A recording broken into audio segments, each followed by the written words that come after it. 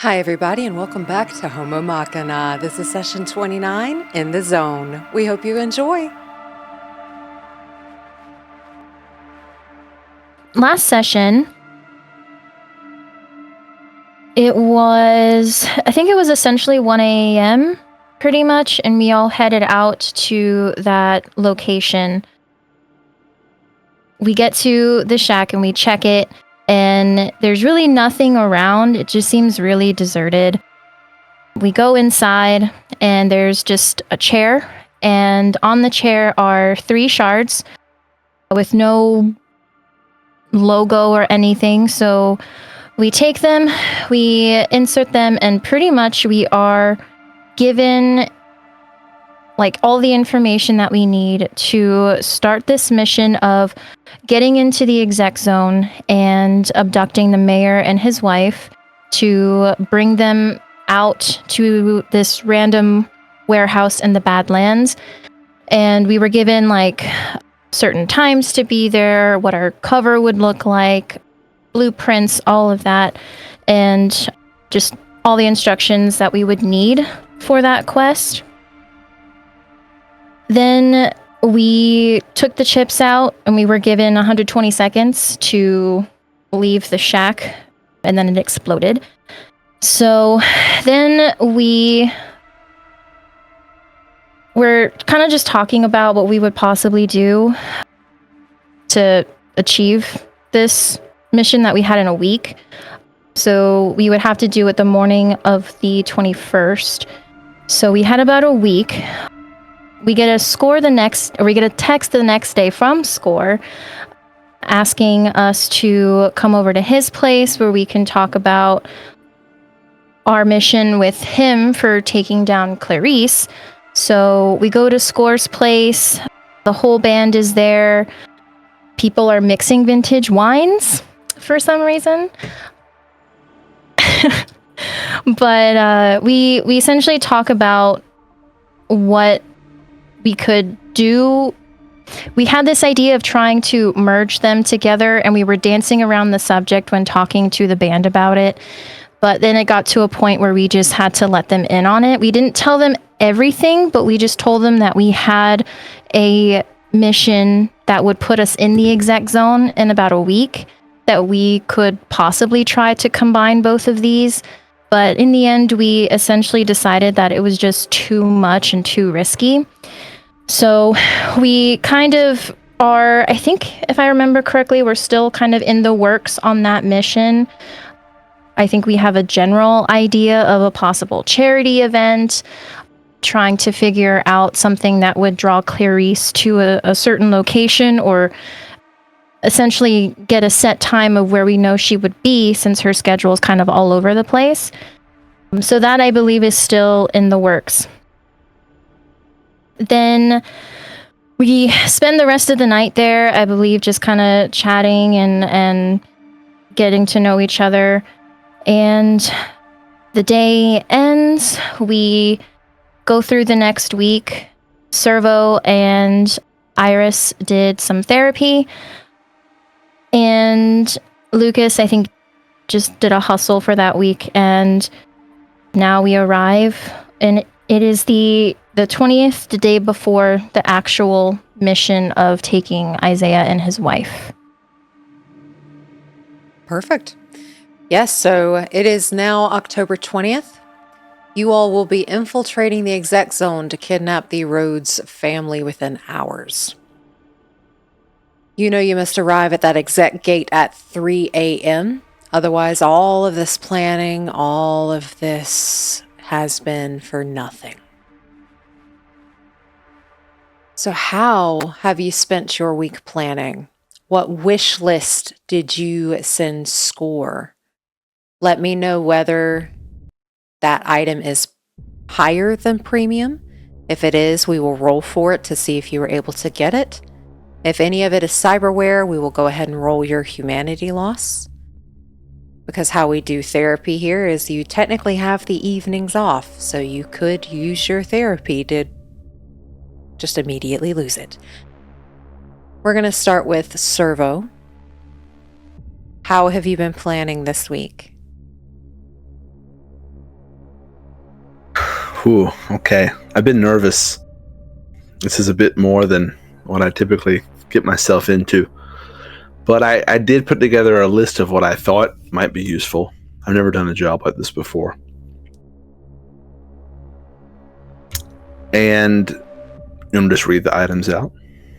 Yeah, go ahead. And let me know what is expensive and higher. It's only a couple on there that expensive or higher. So what I'm requesting of Score and Gang are a lockpicking set, which I think I may have already had one. Some more speed heal for my air hypo that I have.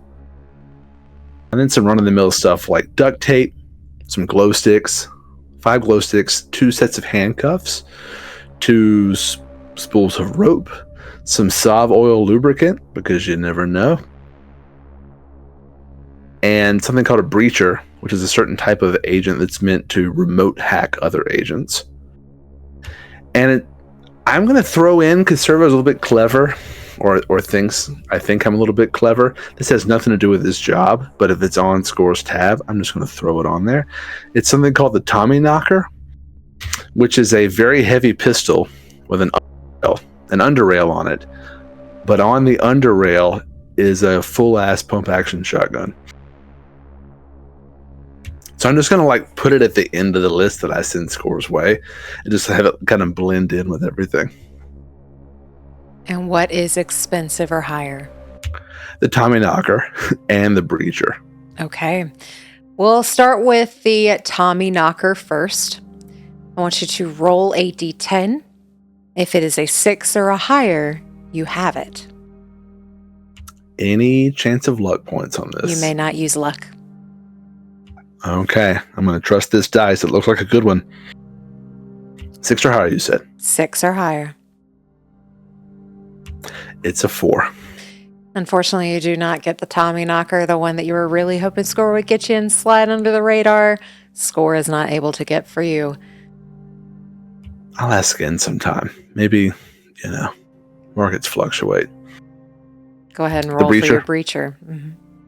I'm going to use the same dice, hoping that I just got the low roll out of the way. Okay.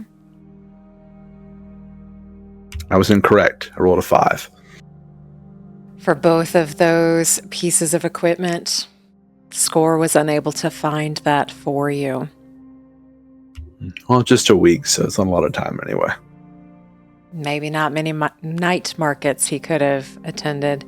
And technically, rules as written say that you cannot use a speed heal unless you are a medtech. We do that a little differently. You cannot use any other pharmaceuticals in your air hypo, but you can use a speed heal. So you are able to get everything except for those 2 pieces of equipment. And is there anything else that you wish to do on your nights off this week?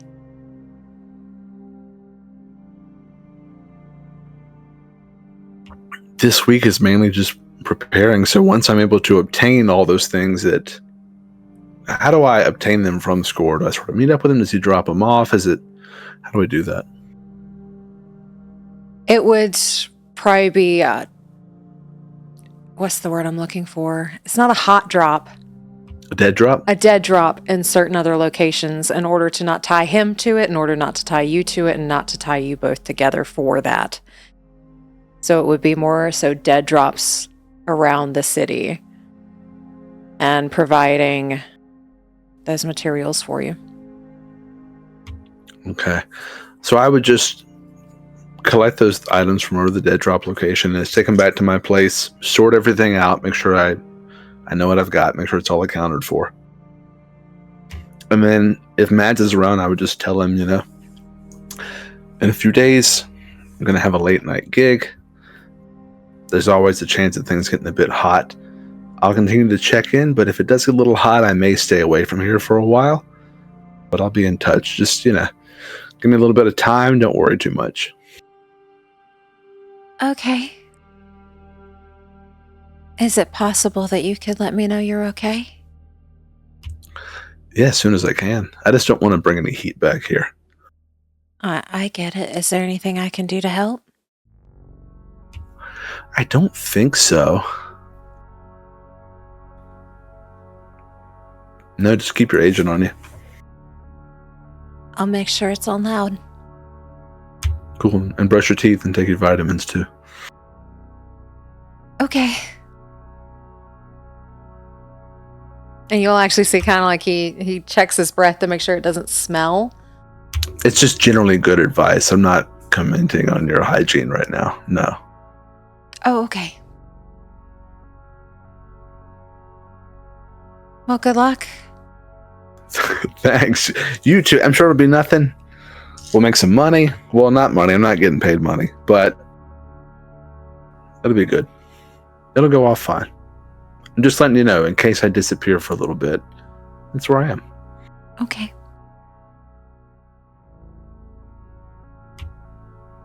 Cool. I just wanted to make sure he knew that. Okay. And is there anything else?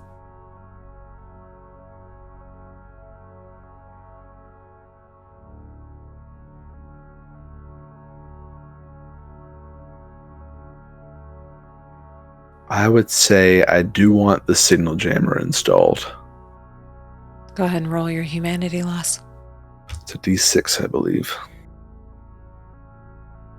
A 3. You take 3 humanity loss. That's fine. Puts me at 33. 33. And is there anything else before you start? Because once you start, there is no getting supplies.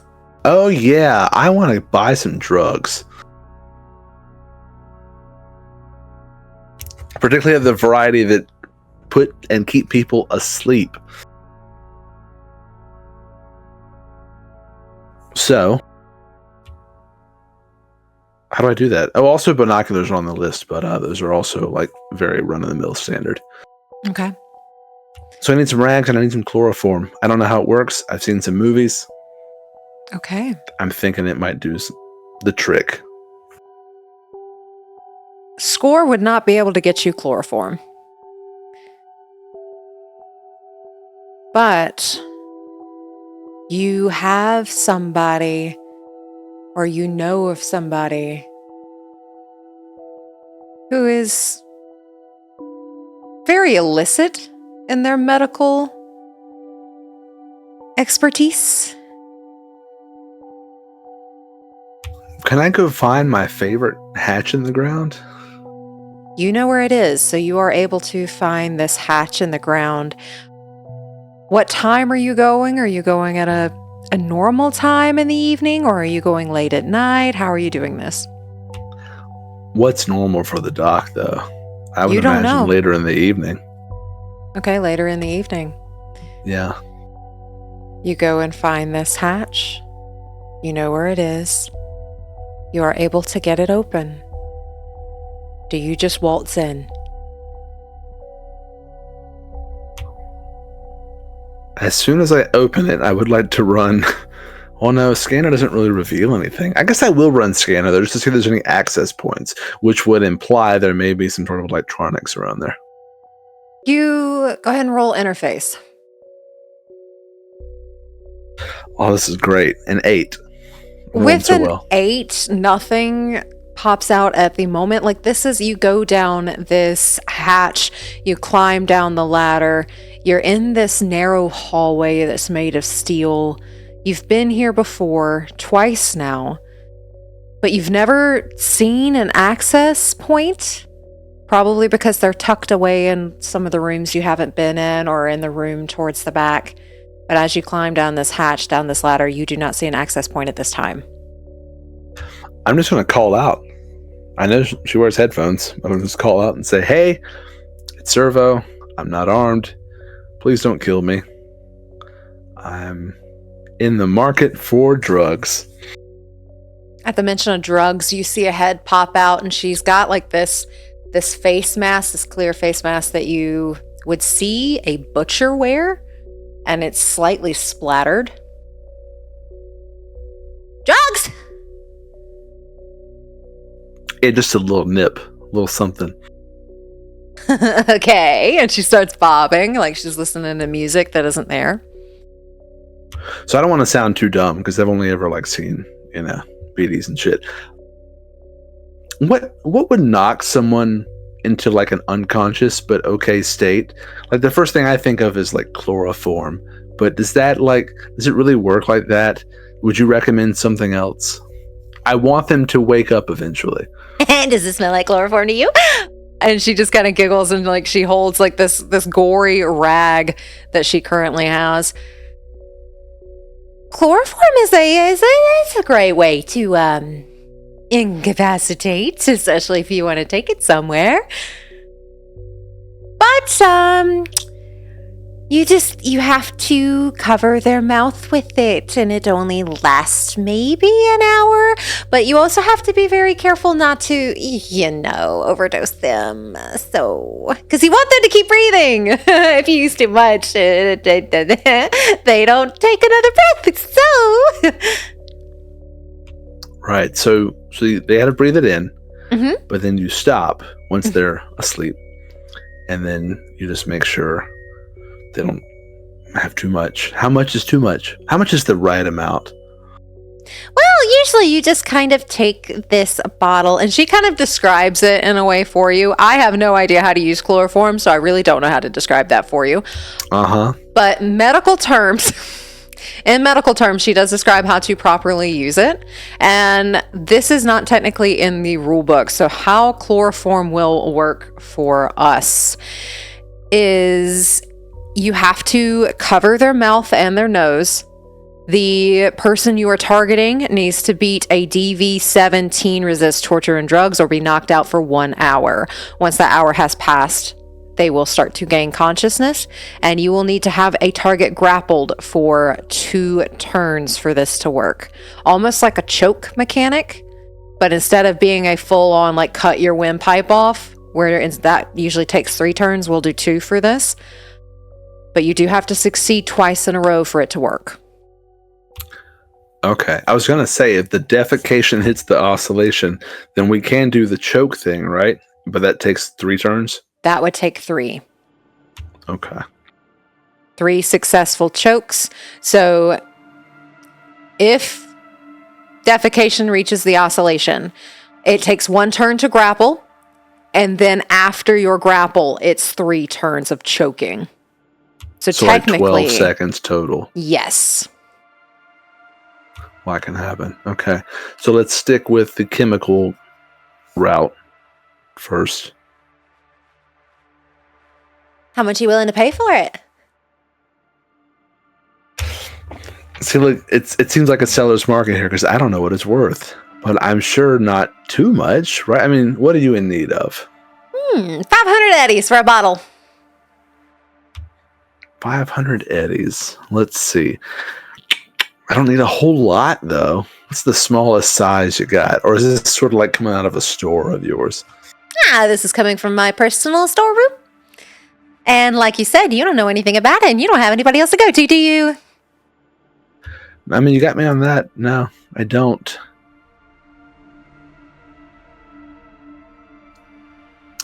I'll try it. I mean, friend of Graves. 500 eddies. You drive a hard bargain. I know. I will hand over 500 eddies. Perfect. Let me go grab that for you. And she goes to grab it, and like her gloves are bloody too.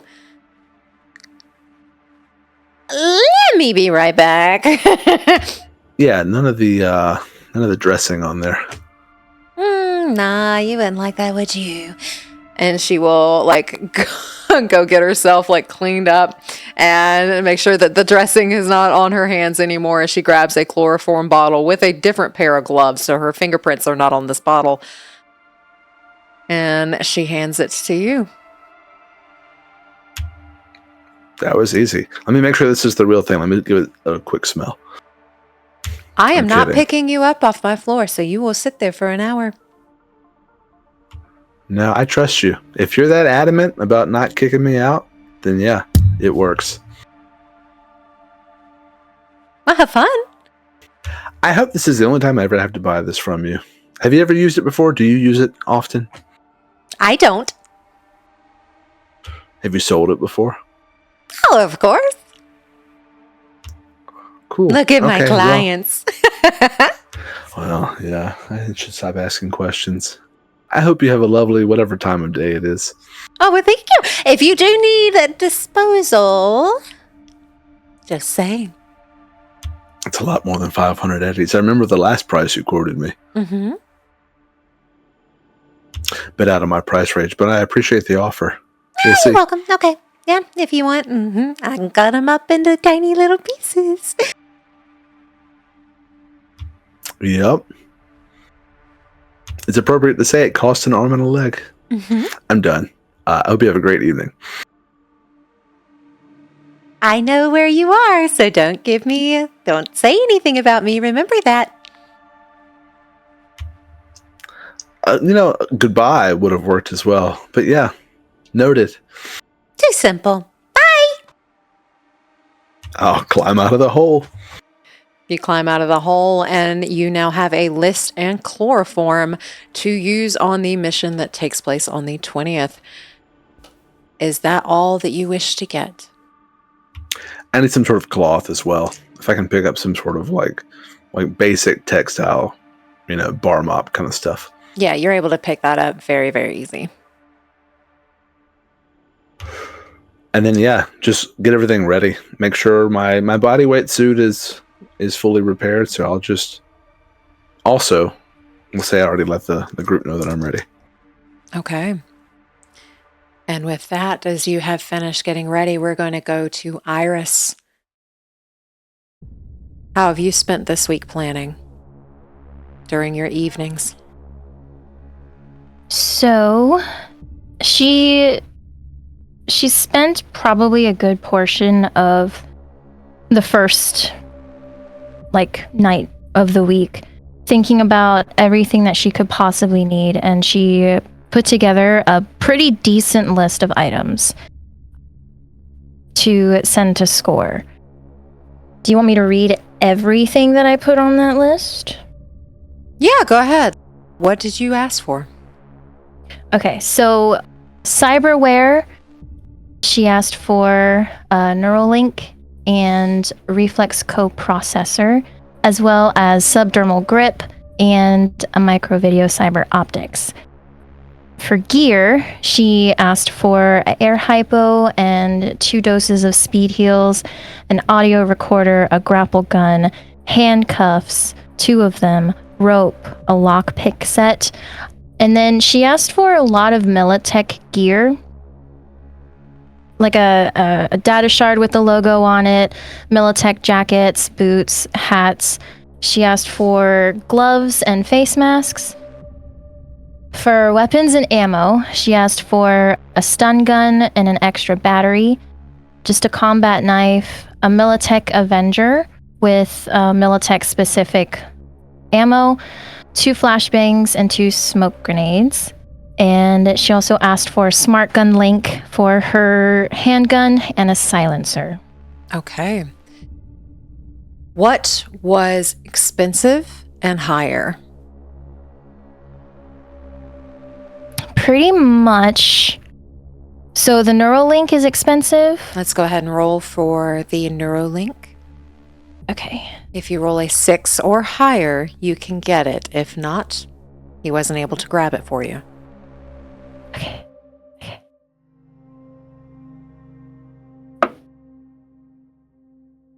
4. You were unable to get a Neuralink. Okay. Could I still get the reflex coprocessor just to have for when I do eventually get a Neuralink? If you can get it? That does require a Neuralink to get, doesn't it? Yeah, so I don't know if I could just have the processor just in my inventory, and then when I do get the Neuralink, I already have it. Or would he... With this one, since it does require a Neuralink and he was not able to find that, roll me a d10. This will need a 7 or higher. Okay. Oh, 6. Okay. He was not able to get that for you either. Okay, so then there's the subdermal grip, which it's a premium, but that one also needs the Neuralink. With it being premium and it needing the Neuralink, and he was not able to find a Neuralink, let's do a 5 or higher on a D10. 6. Okay, he was able to get you the grip, but you have nothing really to connect it to. So he can't do anything about that. But he's got one for you. I'll take it. And then the micro video cyber optics. Okay. With that, go ahead and roll a D10. If it's a 6 or higher, he was able to find that eye for you. 9. Okay, he is able to find that. And is that the last piece of cyberware that is expensive? Yes, that is the last cyberware. Yes. Go ahead and roll your humanity loss for what you were able to get. Okay, so that is it's just a 1d6 divided by 2 round up. 1? So 1? So 1. Okay, cool. Take 1 humanity loss. And was there anything else expensive on your wish list? Yes, the smart gun link, which I do need a Neuralink in order to use it with my weapon. But if he can find it, then she'll already have it. So Okay, with it being expensive and needing a Neuralink, we're going to do that 7 or higher again. okay. 1. He was not able to find that for you. Okay. So I assume then everything that she requested would have been the same as Cerveau, kind of like a random location. Yes, so all of these would have been dead drops throughout the city over the next week. With the Militech stuff, specifically the clothing that you asked for, it is very crude because Score is not in a position to where he can get you Militech uniforms. Mhm. It is very crude. Anyone who knows the logo, especially somebody who works at Militech, would be able to tell that that's not their logo.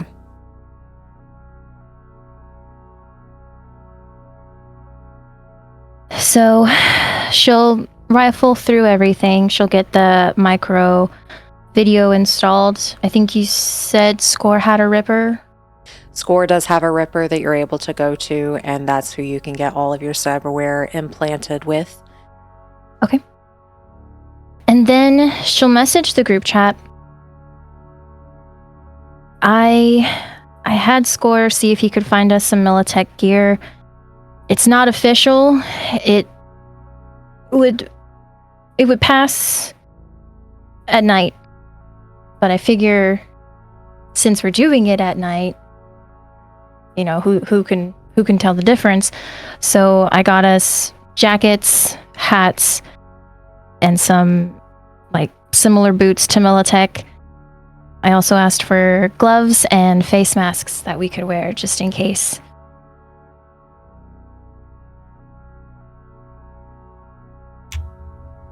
I'll reply and say, Preen, so maybe it's good for like camo, just not planting evidence. Yeah. So I did get an official Militech gun and ammo, so we can also plant that at the scene. That would at least be recognizable by an official Militech employee or anyone else who does look into this. So we have at least one thing. I have an idea, if you're open to it. Shoot. Go to a range, or really anywhere in Pacifica, and squeeze off a few of those rounds and keep the shell casings. Because I don't think planting unfired bullets will look convincing, but shell casings maybe. Sure. Let's do that. When should it come over? Anytime. I usually squeeze off a few in the morning right out my front door. Okay. You think I'm joking? You know what? I believe you. I believe you at this point. So I guess then she'll go over to Cervo's place and squeeze out a few rounds, collect the casings, and when she gets back home, I think she'll do whatever she needs to do to like scrub her fingerprints from the casings. You could wear gloves, that way you don't have fingerprints on the Okay, casings. I will wear gloves. I will wear gloves and pick up the casings, and she'll set them in like a little bag,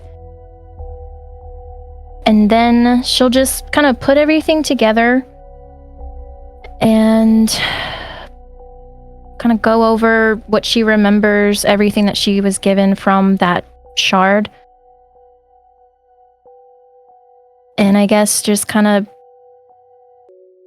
wait, be ready for whenever we actually want to meet up. Okay. And with that, getting your stuff from Score, now having a Militech weapon that has been fired. Very, very good to have. And with that, we're going to go to Lucas. How have you been preparing for this week? What have you asked for from Score? All right. So knowing that, at least for the bulk of our plan, that the other two have covered a lot of it already, the most expensive stuff we'll start right off the bat with are some car upgrades that we had already messaged Dom about last session. 2 levels of bulletproof glass, an armored chassis, and heavy chassis.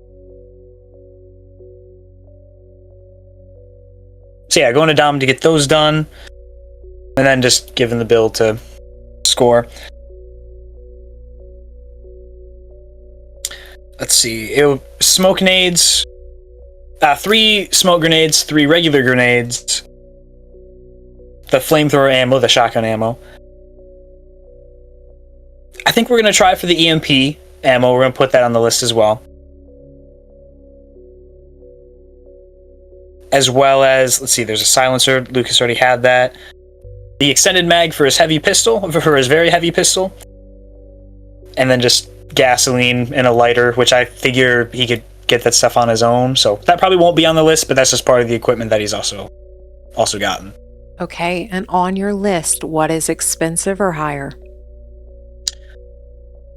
I think the car upgrades are the only thing, really. I double checked. Everything else is premium or lower. So, okay, I think the EMP ammunition was expensive. Is it? I think so. So if you'll roll for that. Okay. And again, 6 or higher, and he'll be able to get that for you. I got a 2. Oh no! So EMP ammunition is the only thing Score cannot find for you. Cool. And then we will also, not on the list of stuff sending to Score, but we would ask Bob's early in the week, so we would have time to work on it, about an EMP device of our own, something that would hopefully only affect a house. Kind of like a hope you don't need it, but be glad if you have it sort of thing. Just kind of like a fallback option in case something else doesn't work out.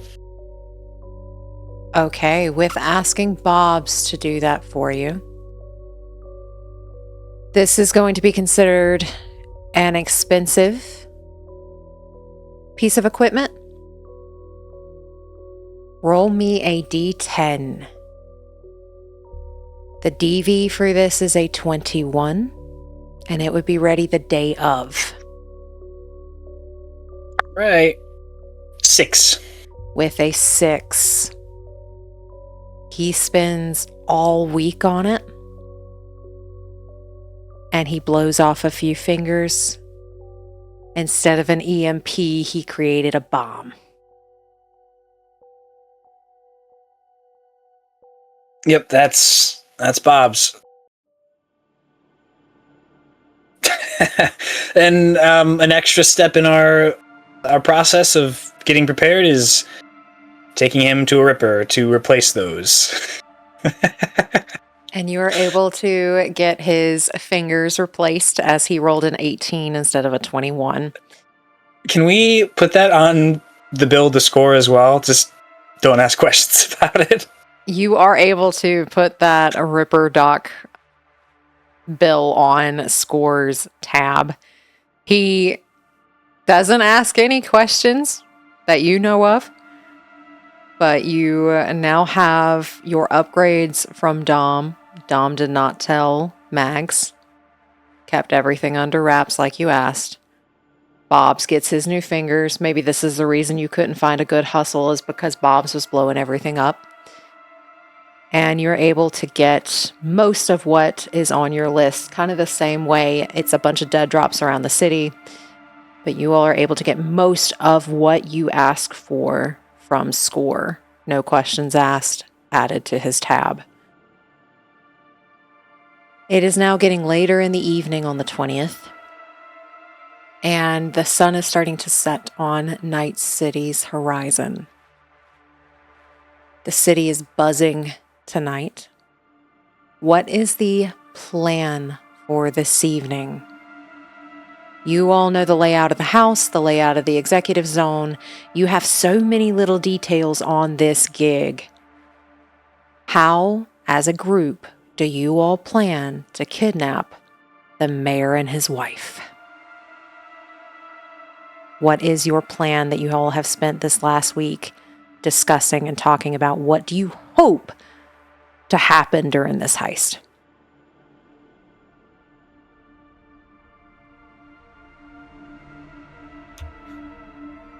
Okay, so we pull up to the entrance to the executive zone. We're scanned in as Militech. We act natural, drive the speed limit. All is well. Park on the street in front of the house. Hop out. Get the gate open. Yours truly will try to handle that. Into the driveway, or at least right there by the street. Through the back door. Up the stairs. Hopefully they're sleeping. If not, should we have some sort of contingency of like who's going to go for who?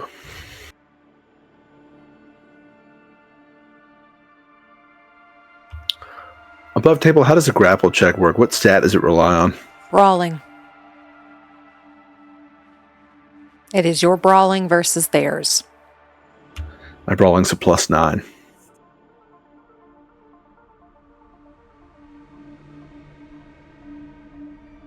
Mine is a +7. I don't know who we think is stronger between those two, but +12, I can take Isaiah. If something hits the fan. Yeah, this is like contingency, you know, or if they're awake, if they're separated, something like that. I can try to go for his wife. Do you know how to grapple someone? If it comes to it, yeah. I've got some special sleepy time juice that I picked up from a friend. Well, an acquaintance. Knock them out. Back out the way we came. In the car. We're good. They may wake up, but once we get them in the car, we can bind them in some way. Handcuffs, rope, duct tape, what have you. Signal jammer should take care of keeping trauma team in the dark. What did I miss? House security. I'm assuming they would have it. Yeah. I can see it from the gate. I don't know. We could also pull a lap and just see what we see as well, optically. Yeah. I mean, having the Militech gear, if there are cameras, would help.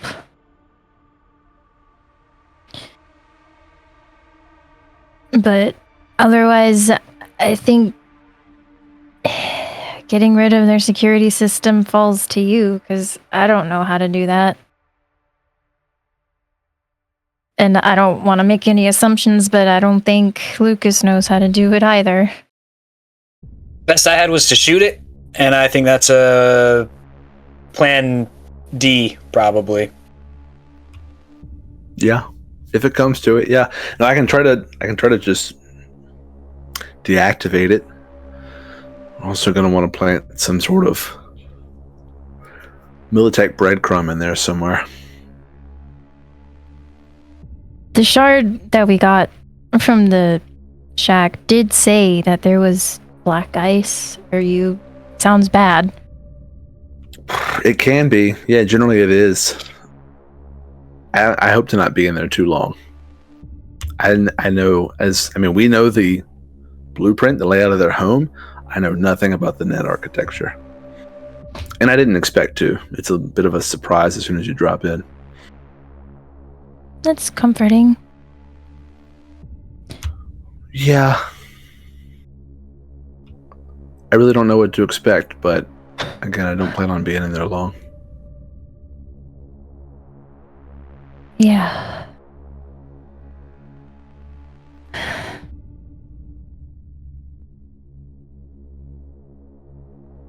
I mean, it seems like we've got a pretty general plan. We just gotta hope that everything works.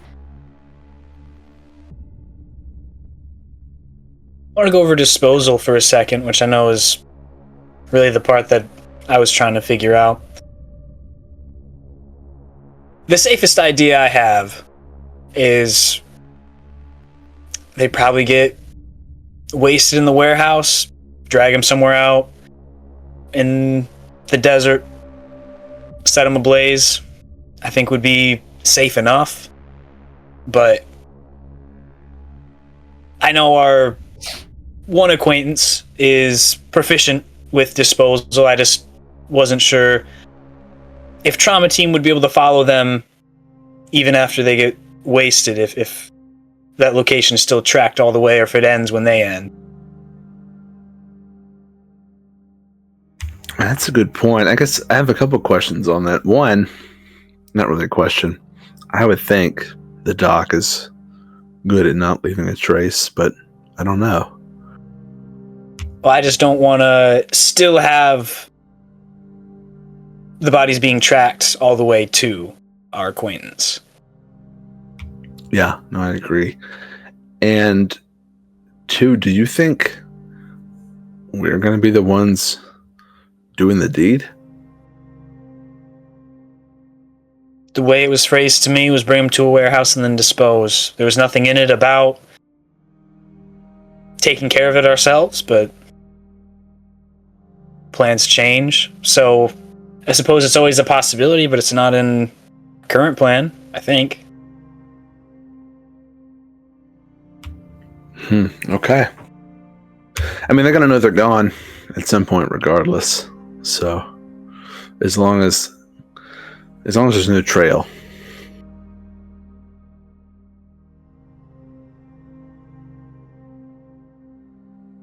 If we do have to flatline them, I mean, we can use the Militech gun that I have, if I still have it, if we didn't leave it on the scene.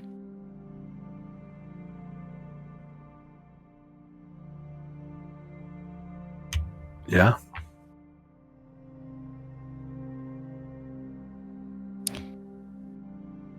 GM, would we have any clue with if the biomonitor would still track after they're dead, or is it? Roll me a deduction or business. Who can roll? If you would like to roll, you can. Deduction or business. Can I as well? Yeah. Yay. Crit fail. Okay. Oh no. Are you crit fail too? I haven't rolled yet. Crit success. Okay. Shit. This doesn't sound good, guys. -3. Buddy. Get the bad rolls out now. I got a 6. You ain't got a clue. 31. Okay. You just to double check, you rolled the D10. You got a 10. Yeah. Plus, what are we rolling 11. for? No, what are we rolling Deduction. for? Deduction. Okay, so 10 plus 11 is a 21. And what was your second roll? 9. So 30. Oh, 30. Oh, yeah, 30, sorry. Okay. Regardless, still in 30s, extremely high. That's a legendary roll. You've never necessarily worked with Trauma Team, but if the host of the biomonitor's dead, they don't make any money. So would they care?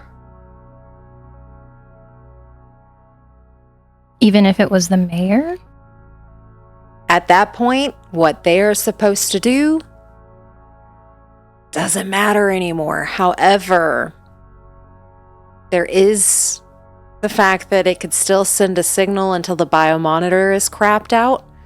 So that location would still be pinged if they needed it. So if somebody came to them and asked location of a body or whatever, they could be the roads, the mayor's personal information could be sold. Okay. Would I be able to deduce or figure out how long it would take before the biomonitor would crap out? That would require an electronics roll, which we did not do, but Okay. you could try if you wished. You don't really know that piece of equipment. Yeah. Yeah, I don't know if I'm gonna roll. I only got a +4, so. Okay, so Iris kind of chimes up. Well, from the articles that I've written a lot of articles about crime and you know, with Trauma Team, if there's no signal, there's no money. So they tend to not care. But there is a chance we have to wait for the biomonitor to crap out. I don't know how long that takes. But if it comes back online and there's no signal or whatever, they don't care. It's good to know. And again, as long as we're like far away, because at some point somebody's going to know the mayor's missing. Yeah. But if there's still a chance that something could be brought back to ice, I don't know if that's something we want to take. Yeah, makes sense. I don't know. Play it by ear, maybe.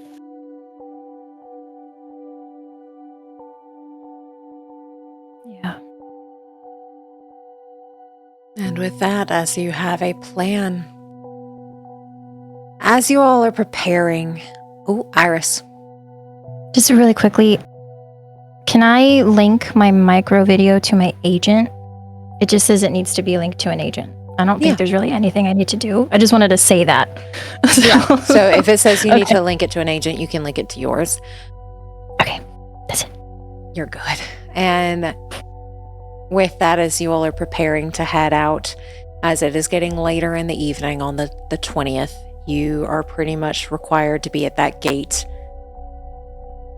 3-4 hours from now. What is going through your head? We'll start with Cerveau. What is going through your head at this moment as you're about to take out a pawn of Persona Craft and his wife? The mayor of Night City. This is what is going through Cerveau's head is that this is really the first step into the big leagues. And what that means is it's no longer for cash. It's no longer like petty gigs. It's no longer even like a mutual benefit. This is full on into idealism. He's not even doing this for money. And that's a first for him. And it's a little bit It's an odd feeling. It feels a bit foreign. But there's a strong conviction there because he has to think back through what all this person helped enable that has totally wrecked what his life could have been. And he's not upset about what his life is now, but it's hard not to think about what it could have been had this person not enabled this corporation to do all these things. You're finally stepping into the dream that you have had for a very long time. Sticking one to a corp. Something you've always wanted. You've lost a lot for that. Was the loss worth it?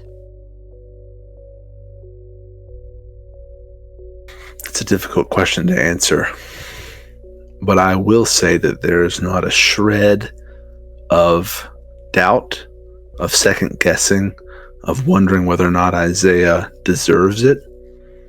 100% convicted in that mindset. And with that, what is going through Iris's head as you were about to take down the mayor? A month ago, this probably wasn't even on your agenda. I think she thinks, you know, a month ago this wouldn't have even, she didn't even know this was happening.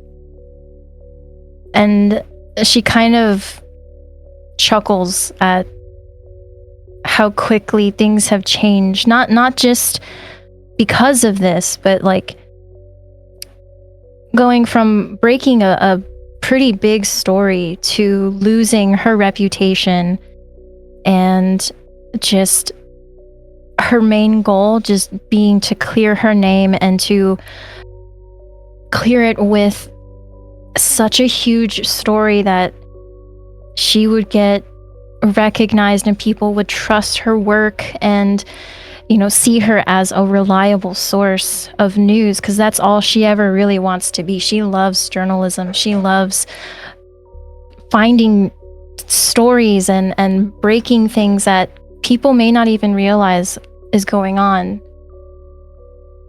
And because of that, she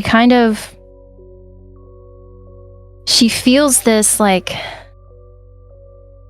it's like half excitement and half not necessarily dread, but more so just knowing that she's risking her life for a story, but she's excited about it.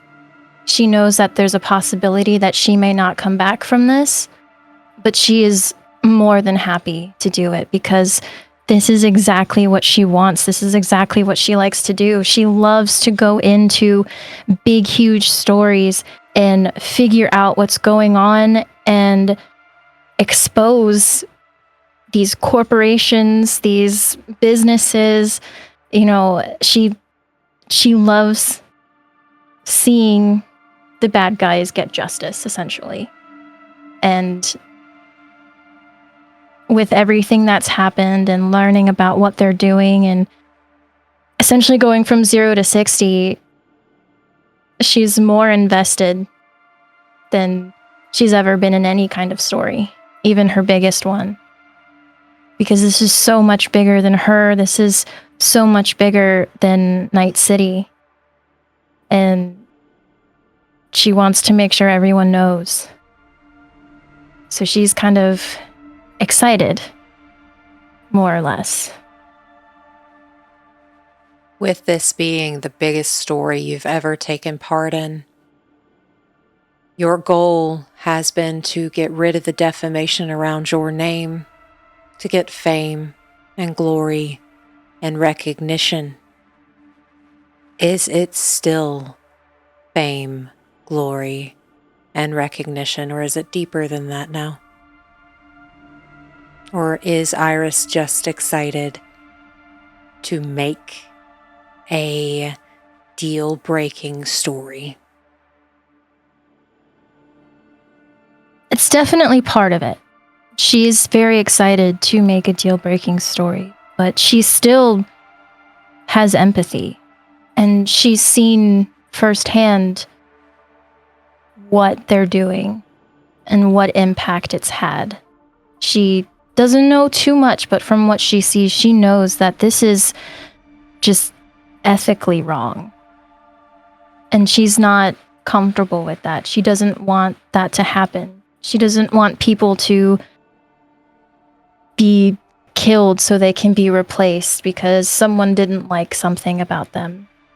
She believes everyone has a right to be here despite whatever flaws they may have. So, yes, she's excited about it being a big break, but morally, she's attached to it because she knows this is wrong. And it ties into that whole seeking justice for the bad guys. And with that, going forward, eventually, because currently Iris is dead, that you can use this moral dilemma to your advantage. And with that, we're going to pan to Lucas.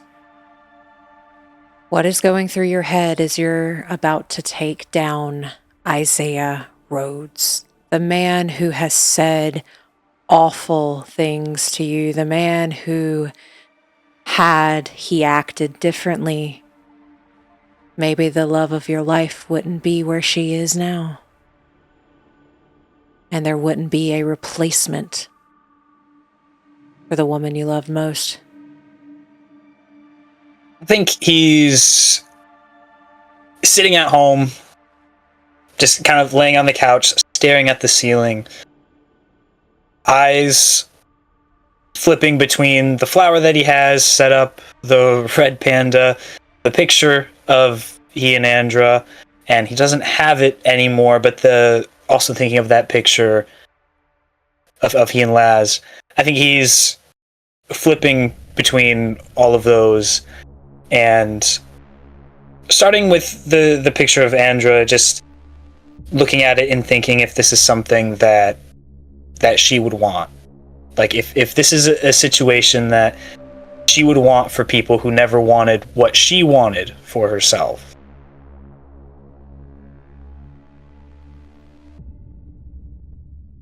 And then when thinking about the picture with Laz, going through the advice that he has heard and has recited so many times to himself is not to take any unnecessary risks, and knowing that any job that you do, but especially one on this size, that there's going to be a lot of risks, some necessary, some maybe unnecessary, but as a whole, knowing who Isaiah is and knowing that this is the first step into hopefully something that'll have a much larger impact than just tonight,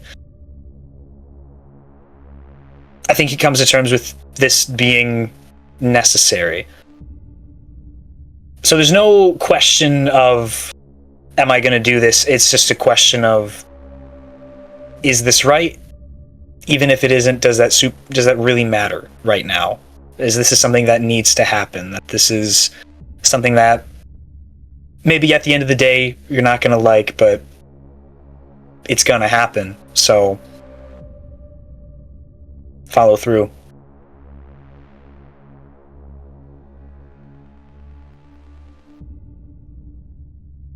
Yeah, and I think he's just kind of throwing all these things around in his mind and just staying focused on the night, on tonight, on the plan, and going through it, and always keeping the Andrew that he knows in the back of his mind when he's with whatever happens tonight. With keeping Andra in the back of your mind and constantly thinking between Laz, is this something Andra would have wanted?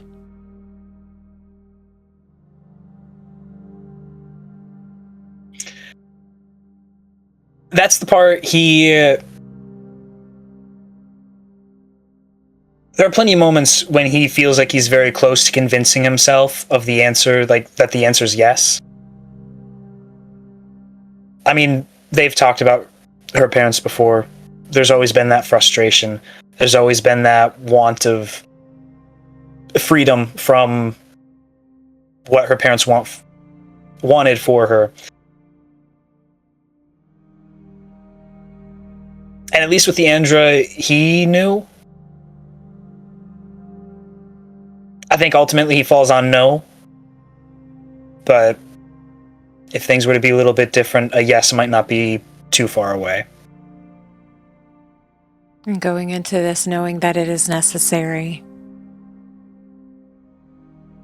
But that woman you cherished so much would not have wanted this. We're going to start a heist. So are you all riding to the exec zone together? Yes, I assumed. Because we have to enter together. Yeah. Who's driving? I would say we need to meet up a little bit early and get decked out in our gear. My place is fine, or wherever we want to. Maybe an alleyway somewhere. It doesn't matter to me.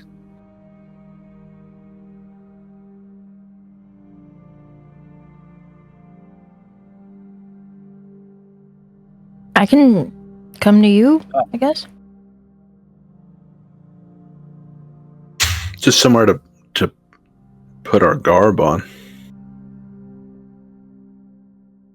Yeah, we'll meet at Cerveau's and ride from there. I'm just kind of assuming that Lucas is driving. Fine by me. So, and something, forgot to mention it when talking about the car upgrades, but when Lucas pulls up, the cannonball is no longer that kind of washed purple. It's actually black now. A little paint job that got done with Dom. And before we go into reactions, that was your brother's car, and your brother liked it purple. How does that feel?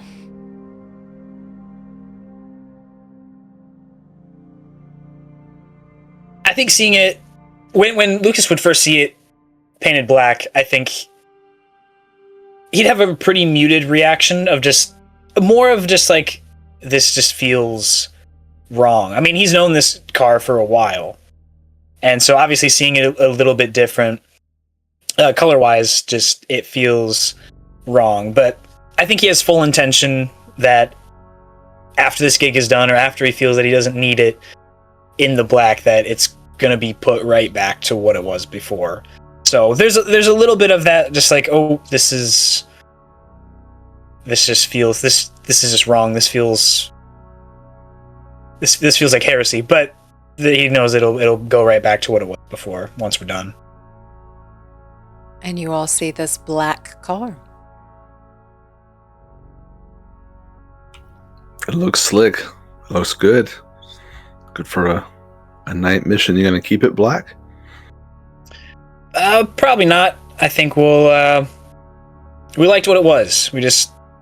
I think we just kind of figured for this job it might need to be a little more subtle.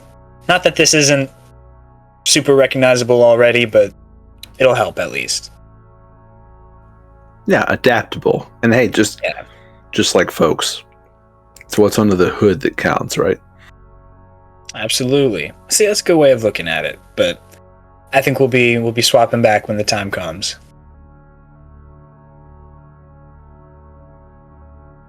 Looks good. I like purple, but black is good. I still don't intend to get any scratches on it or to have anyone shoot it, and he looks at Cerveau. So just any extra work like that we can avoid would be great. Yeah, I mean, if I'm firing my weapon tonight, things have already gone way south. So, yeah. Yeah, I agree. Just wanted to throw it out there to be sure certain things don't happen again. So this is a reoccurrence? I mean, enough to be a pattern. Make of it what you will. Okay. Do we want him to have a gun? I don't...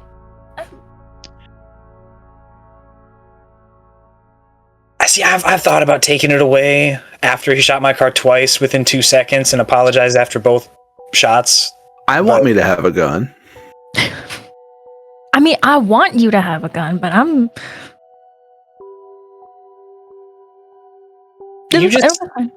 I think, Iris, you should just. You be closer to Cerveau all gig. I think I'm gonna take a few steps back, and you guide him. I think that's the important part. Always be close to him. Right, like in front, maybe, or I didn't say that. You said that, but that was kind of the vibe I was picking up. But whatever. Yeah, whatever. I don't think you need to be in front of him for him to shoot you. I think he's talented enough. Hardy har. This is camaraderie, right? This is what it's supposed to feel like. Yeah, and then she'll gently punch your shoulder. Just have to get a few more in case I can't get any in after. So, Well, I look forward to you all giving me a hard time after this. I'll welcome it. That's what's actually, pushing me through all this, is making sure I give you a hard time at the end. I don't disappoint. What was the point, What was the point of all this if I can't give you a hard time? Okay, I mean, whatever motivates you. Yeah. Who am I to say?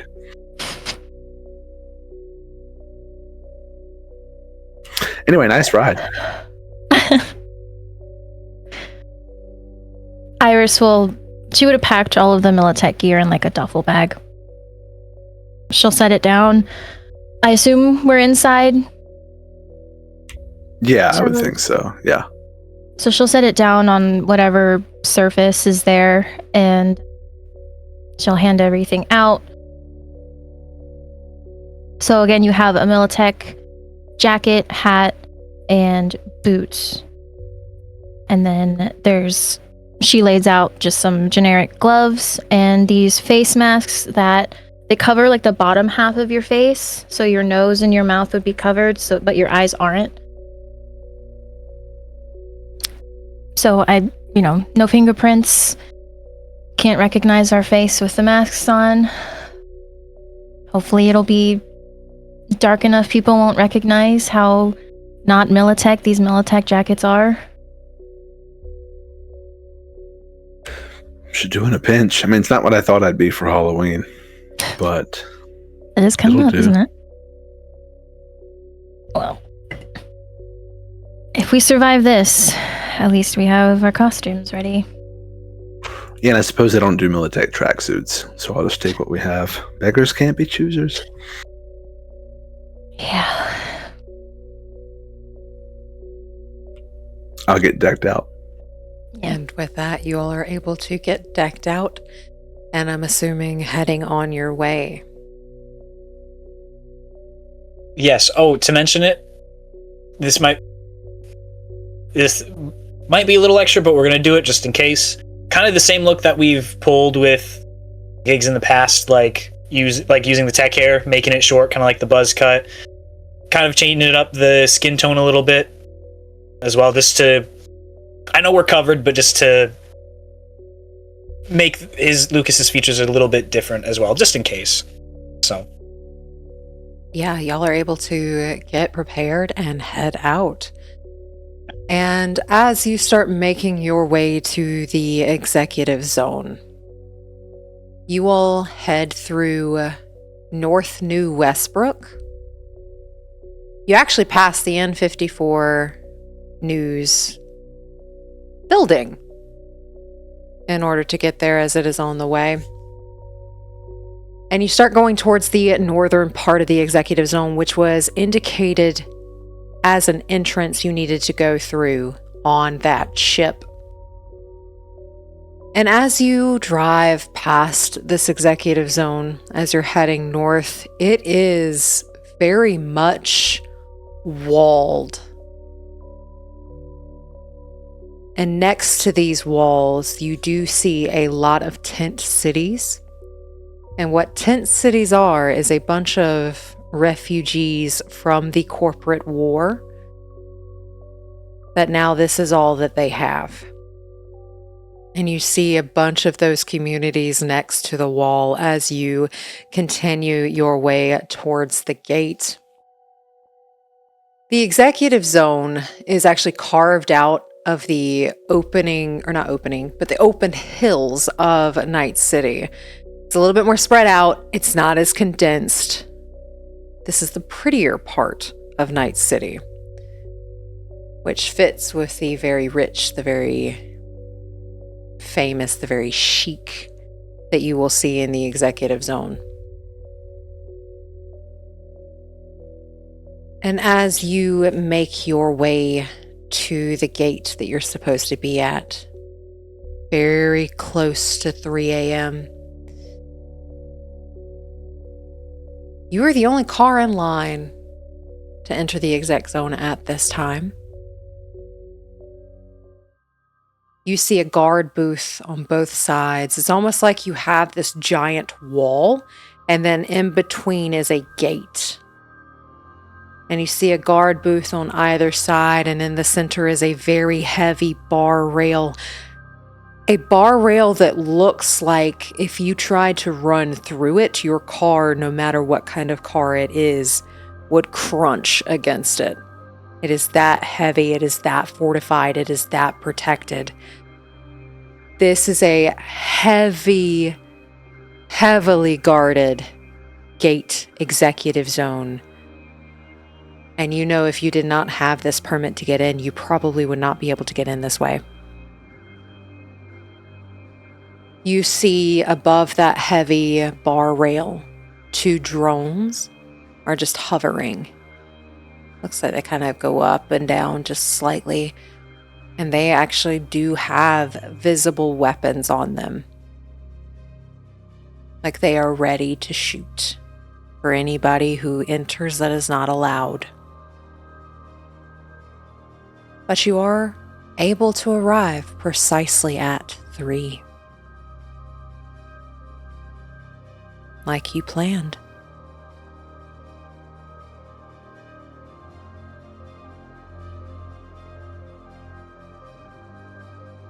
I think it was explained that the car was going to be scanned in, right? So that we're not assuming that we have to roll up to the gate and be social with the guards, that we can just roll up, get scanned in, and go, right? You know you're supposed to be scanned in. How that happens, you do not know.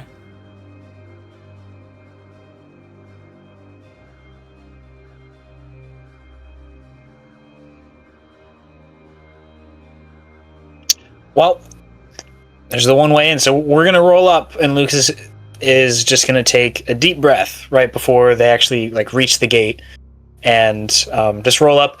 We're going to keep the window rolled up at the moment, but just hand right on the button to roll it down if a guard looks expectantly at him or something. With rolling up to the gate at 3, you notice that one of the booths is currently empty, but the other one has a guard in it, and that guard will stand up and he will start to walk his way to your vehicle, and he goes to the driver's side.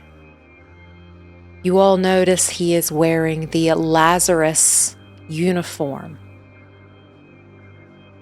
Lazarus is a corp in this area that focuses on private security, almost like a fancier rent-a-cop.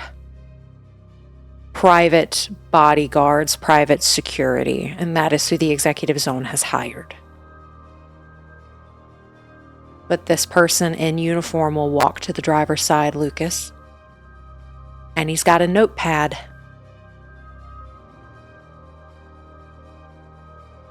Then we'll roll down the window and just give a 3. We'll just give an appropriate evening, I suppose. What are you here for? Just to check on some equipment on the inside. Militech business, huh? Yeah. Not really the time of night I want to be doing it, but getting paid a little extra for it, so might as well. Overtime is always nice. Yeah.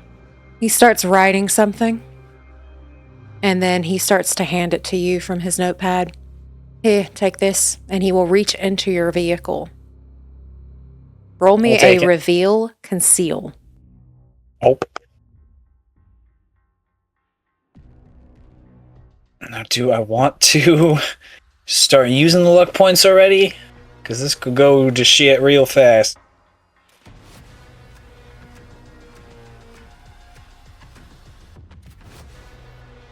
No, not yet. Okay. There it is. 12. With a 12. It's almost like at the last minute, as he goes to hand you something, you notice that there is something underneath that piece of paper that he is handing to you and sliding your way.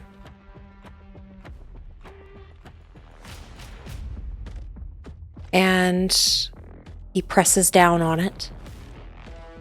Almost like he's pressing down on like a corner of the piece of paper as he hands it to you. And we'll just take it. We won't draw any attention to it, but we'll just clock what he was doing. Look at his arm and just thank you. I hope your night goes smoothly.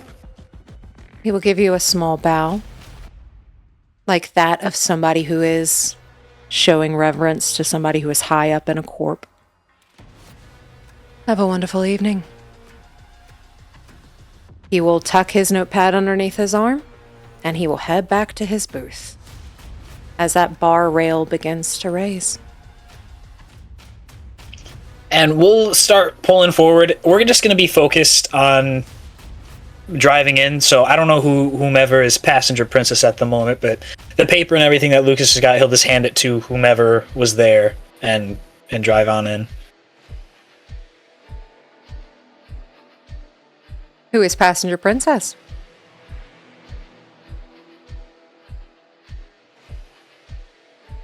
How strongly do you feel about being passenger princess?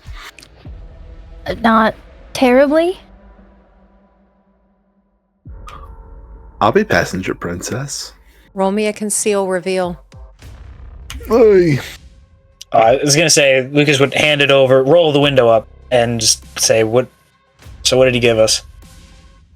Hey, hopefully to draw success. attention. 21. Okay.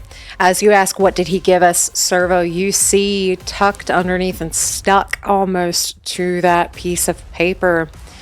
Do you look over this piece of paper at all? Yeah, I imagine with that kind of role, I'm checking out this whole thing because we didn't hear this as part of the plan. This seems like the first deviation. Okay.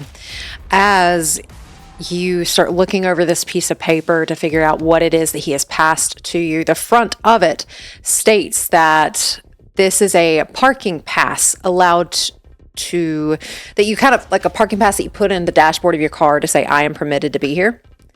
It is that, and it says Militech on it, and it's kind of a very detailed description of this is a parking pass for a Militech vehicle to check on equipment. But when you flip it over, there's this tiny little tag that glows, a slight little red light. And on the back of that piece of paper, it says, keep that tag in your vehicle.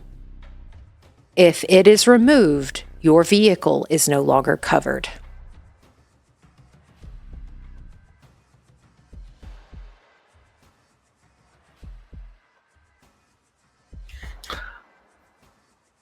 I'll share that and say it seems like we're not the only people in on this. This is our own vehicle's Halloween costume. We'll just keep it right here. He just said keep it in the vehicle. He said keep it in the vehicle. You can roll me a deduction to get an idea of what this might do. I'll roll it, but I was thinking, like, does it have to be visible? It's not part of the parking pass. I was just going to throw it in the glove box or something. I don't want people seeing a blinking light anywhere. It just says keep it in the vehicle. 13. With a 13, this person is in on the plan. May not know all the details, but this person has been hired as well. And that tag, you have been told that as long as your vehicle is on the premise, your vehicle to drones, cameras, and anything that is on the executive private network for this private security is popping up as a Militech vehicle. This is what is disguising your vehicle. It does not disguise you. It does while you are in the car, but it does not disguise you if you get out of it. But your car is currently covered against any electronic device. If any eyewitnesses see you, that is not the case. Yeah. So I'll just put it in the glove box. So is the tag, does the parking pass need to be attached to the tag, or can we separate them? You would be able to separate this. It was more so I need to get this to you discreetly. I'm going to stick it to your parking pass. Okay. Parking pass is cover to palm something, more or less. Pretty much. But also this was written as a Militech vehicle is allowed in parking pass. Right. So maybe we should put that on the dash. I don't want to have to pay for parking for a lost ticket on the way out. Yeah, actually, does it say we have to keep it and return it on our way out? At the very bottom, it does say scan on your way out when you leave. Therefore, this pass is no longer valid once you are off the premise. What is happening is you have created a trail that a Militech vehicle is on the premise during this time to this time.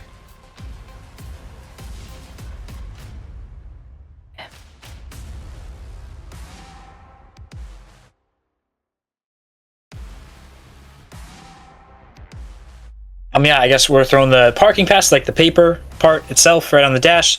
Then the blinking red light can go in the glove box or middle center console, whatever, somewhere out of sight. Okay. And we'll do the first part that we discussed of just taking a quick spin by the Rhodes house, not stopping, not parking, just kind of driving by just to see what we can see first. Okay. And as you all continue through this executive zone, you know exactly what route to take to get to Isaiah and Tiffany's house.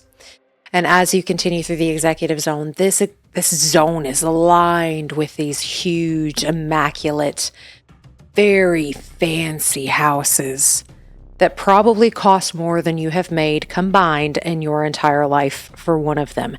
This is the rich, this is the elite, this is where they stay, and this is where they feel very, very safe. And as you continue, you do pass a spa and a pool and some of the tennis courts, and you do notice that the spa is still lit, as there are some patrons out there specifically for the hot tubs with these fancy cocktails in their hand. And you see those pretty party lights that you would see at a open late spa of sorts. So there are a few people there. And then most of the houses in this area are dark, as you all are coming in at 3 o'clock in the morning. Most people are asleep. Even though it is a Friday evening, most people have probably gone to bed at this hour.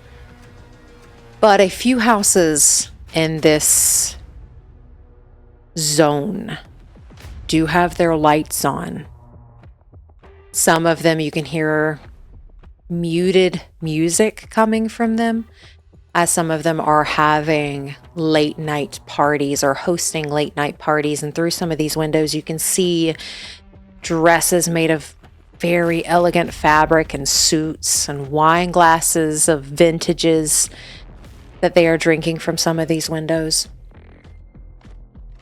You see some drones patrolling up and down the street.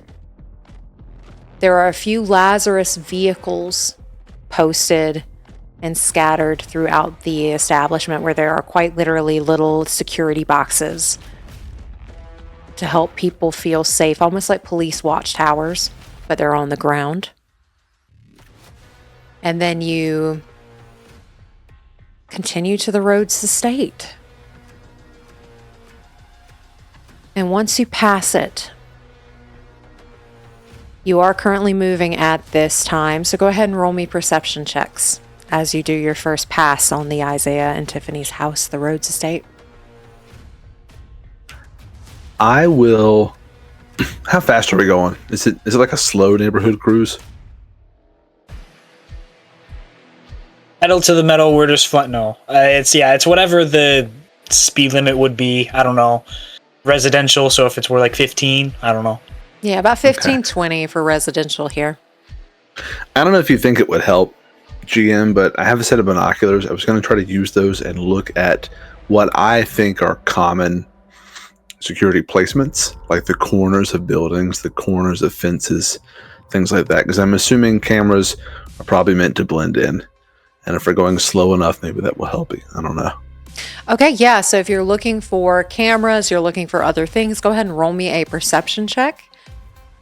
Taking -2 because you are moving, and it is nighttime and you're looking through these binoculars. Yes, you are moving slowly, but you're looking through a zoomed lens.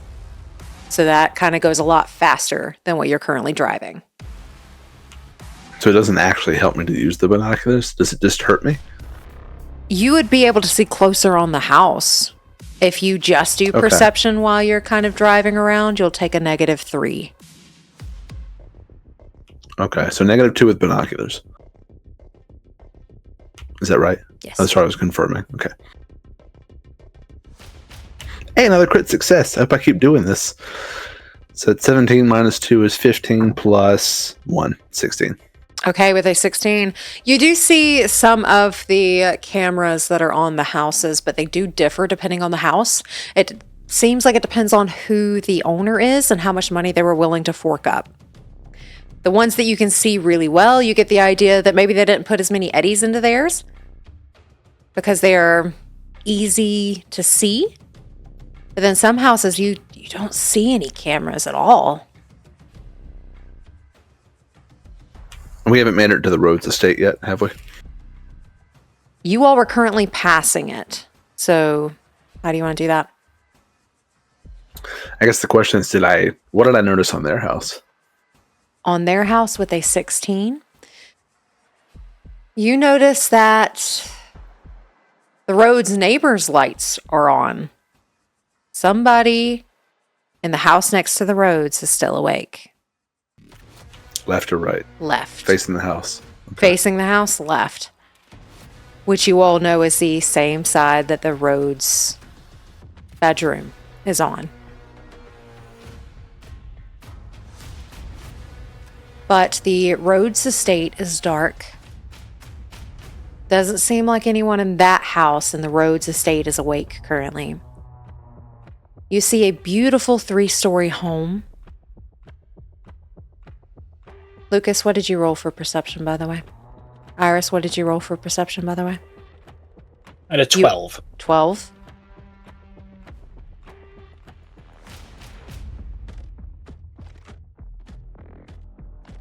$23. With a -3 to yours? As you all are driving past it? Mm-hmm. Oh, so then a 20. With a 20, okay. So with that, Lucas, this house doesn't look like it's changed much since the last time you were here. The outside looks very similar. The front yard has the greenest turf. And it is surrounded by an iron fence, and there is a security gate next to the driveway that blocks the driveway that goes straight into the garage. You all will notice that there is a balcony on the 3rd floor. And you all know that there are 3 entrances downstairs: the front door, the back door, and the garage. With a 12, Lucas, you don't currently pick up anything else other than that. With a 16, Cerveau, you can see the security panel on the gate. where the code is supposed to be implemented. With a 20, Iris, you notice that there's something on the gates, but you have no idea what it is. On the fence, and the gate. You see little boxes, but you have no idea what it is.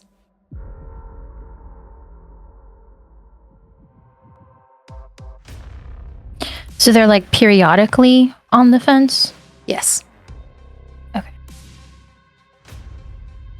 All right, Cerveau, it's the gate's on you. What are you thinking? I mean, if we pull in the driveway, vehicle's still masked. It's dark out here. I've got a bit of a uniform on. Step out and see if I can crack it. Get us in nice and quietly. All right. There are these little boxes that kind of look sinister. They're on the fence and the gate. Kind of gives me vibes of maybe shocking technology. But I don't know. Does that description give me anything? With being a net runner, that description, there is something called a stun panel. Ooh, stunning. Sounds bad. So I would say that it's potentially shock, stun, like you said. It could be to detect anyone trying to hop the fence as well. There could be some sort of laser barrier there that we can't see in different spectrum. So it sounds like home security. Just speculating. Well, regardless, it sounds like something we'll follow your lead on. I'll try to shut it down, but we may just have to stick to the legitimate entrance and exit.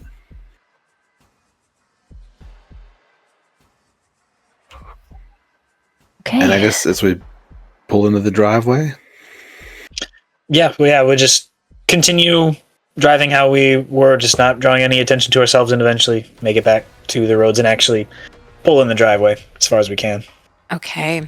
The gate is on the main road, so you cannot pull into the driveway until you unlock that gate. It's almost like there is an old-timey mailbox. Even though no one really gets physical mail anymore, it's still there, maybe for aesthetical reasons. But almost like as soon as the sidewalk ends, that's where their gate is. And then there's a panel box that is right there behind that mailbox. Could we do like drive-through style? Could I reach it from the window? You do not have enough room to pull in. Oh, I thought it was like facing the road, like you can pull alongside it on the road and it's to your right, like you would a mailbox. It is behind the mailbox, so it's closer to... You may roll me a deduction if you wish. But I'm probably going to have to get out of the vehicle. Mm-hmm. What is my deduction? Not high. A 10. With a 10, this is rich people shit.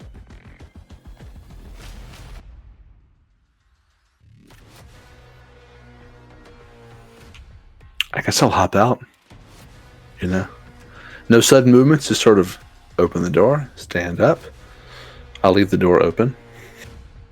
Okay. Go ahead and roll me a stealth check. And then while he's doing that, can we just, like, if we know that this house has their lights on and such, just keep an eye on their neighbors' surroundings, just watching for people. You got it. And I will say, if you are taking your time, Cerveau, you can add a +1 to your stealth check roll. If you take extra time. That's a good point. I am taking my time. I'm also at this point, I'm not like crouched. I'm not going all like Mission Impossible. I look like I'm a legitimate person who's going to enter the home. Okay. Then add a +2. That's what I'm trying to look like.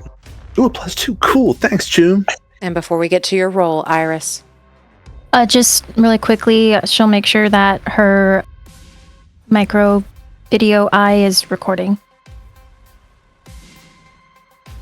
I got a 19. Okay, with a 19. As Iris starts that recording and you make your way to the security box, everything is quiet. You might hear the laughter from the clubhouse from the spa down the street. You do not hear anything else, though, as you make your way to the security box. And as you reach it, what are you doing? Well, I'm going to give a quick visual inspection to make sure nothing looks out of place. Is the panel wide open? Do I have to lift a screen? Anything like that? It is a completely digital screen. And it just has this Lazarus logo that spins as you approach it. Okay. I will run scanner then, see if I can find an access point. Okay, roll interface, please. A 12. With a 12, it's in the back of the panel, but there is an access point here. Like around back behind it. Yeah, so imagine like there's a black pole and then a box. Very thin box. So like right behind it, almost like a flat screen TV. Okay. I'm going to, as dexterously as I can, I'm not going to look behind it or anything like that. I'm just going to reach, still facing it like a normal user would, and try to just jack into it. I'm not going to like look behind it and try to find it like I'm, plugging in an HDMI cable in the dark or something. With trying to be discreet, do you have your goggles on? I do not have my goggles on. Okay. I will say, as a netrunner, you know how to plug in your interface very easily in order to jack in. You are able to look at the box, but as you do, everything fades and these red pixels rise. And as you enter the first floor, you see a door. Okay, and I didn't say this. I'm just hoping that someone will be watching my back, because I think it looks really suspicious to walk up to a panel with a giant set of goggles on. So, it's a sacrifice I'm willing to make. I'm at the door. I would love to backdoor it. Alrighty, go ahead and roll. Let me just double check. No, I did not equip any programs that do this because I tried to really focus on certain things. So, backdoor. Normal interface, only a 9. With a 9, that door goes into the pixels. What do we got next on the architecture? I guess I'll run, what is it called? Pathfinder. Pathfinder, yes, please. Okay, go ahead and roll. Ooh, 15. Okay, with a 15. That is a very high roll. With a 15, there are 6 floors to this architecture. And with a 15, you see them all. Next floor is including the one I'm on? Is a 6? Mm-hmm. Or the one I left? The one you were on. Because you haven't left it yet currently, right? And I'm on the first floor. Okay. So there are 6 total, including the one I'm on. 5 more. Yes. You have 5 more. Okay. Next floor is a killer. Next floor is a password. The last 3 are control nodes.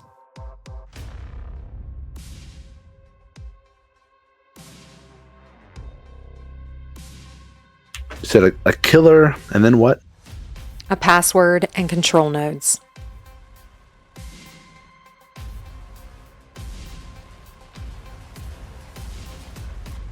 Okay, a killer. Killers are bad. Killers are fast.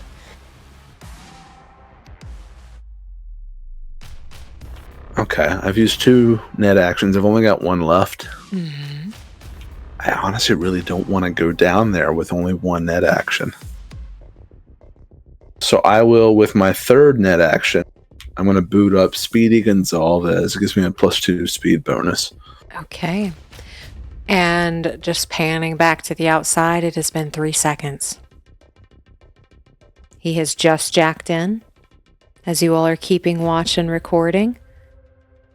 And we're going back to Cerveau. What are your next 3 net actions? Can I tell? Is this the full Rose Resonant subnet? No. Rats. Couldn't have been that easy. Okay, well,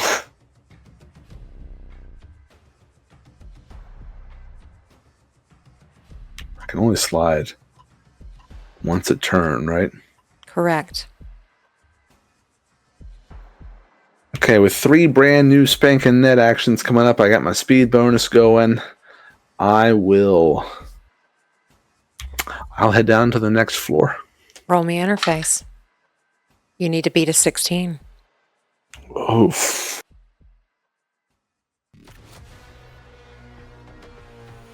And I do this before I slide, right? Mm-hmm. It's as soon as you enter the space to see if it sees you first. So I have a +8. Would have to roll 8 or higher. Can I add 3 luck points? You may. So now, it's a 16. 16. I have a +11, so I got to roll a 5. Is it meets it, beats it? I do meets it, beats it on these, except for defensive maneuvers. Okay, 5 or higher. Here we go. I rolled a 9, so it beat Okay. it regardless. It beats it regardless. So it does not see you first. You do not automatically suffer its consequences. What are you doing? I want to slide past it. Roll me interface. And I don't have a boost to this. A 9 is what you need to beat. I rolled a 9. Okay. With that, I do meets it, beats it. As you get a 9 and you're able to slide past it to the next floor, and that killer, which would possibly destroy your programs, does not see you. I give a little digital, and little pixels go, little pixels sweat. And I'm at a password, right? You are at a password. You see this door in front of you, almost like it's got chains across it and a big old X. I got 1 action left. I'll go ahead and backdoor it. Okay, roll your back door. 8. 8. It's almost like you hit a wall as you do not get past that door. With those 3 net actions, we're going back out to Iris and Lucas. It has been 6 seconds. Is there anything you do in that 6 seconds?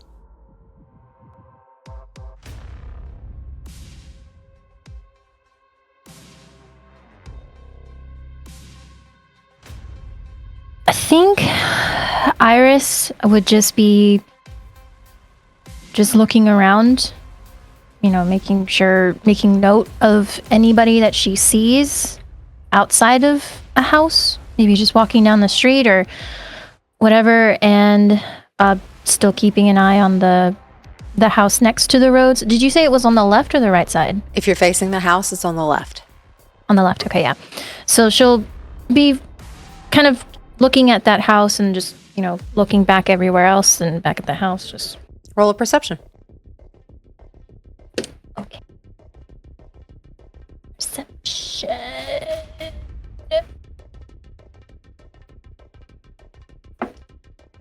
20. With a 20, pretty far off, but it is making its way here. But pretty far off, a drone is making its way down the street you all are on.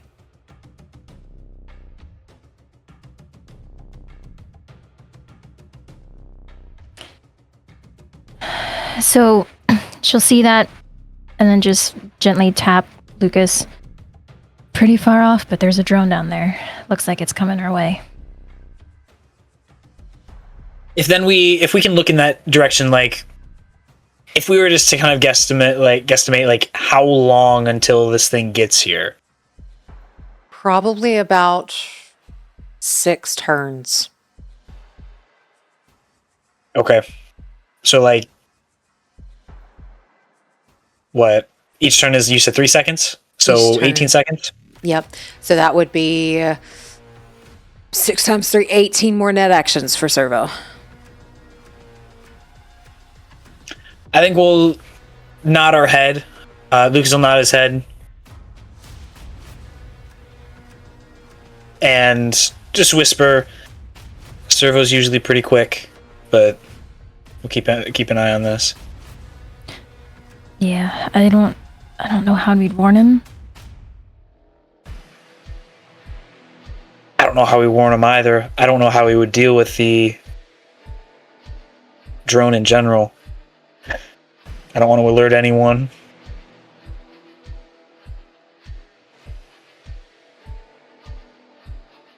Above table, since we have the cover of Militech checking equipment, would that work for the drone too? The drones would see the car. However, you all know if you step out of that car, it does not cover you. They would see you and your Militech knockoffs, and it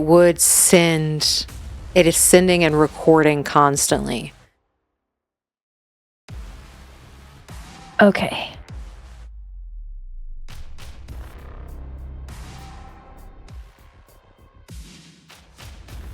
Can I try to deduce what the range is for a drone picking up? That would be security tech. Oh, I'm gonna try it anyway, just to see. Electronics, okay.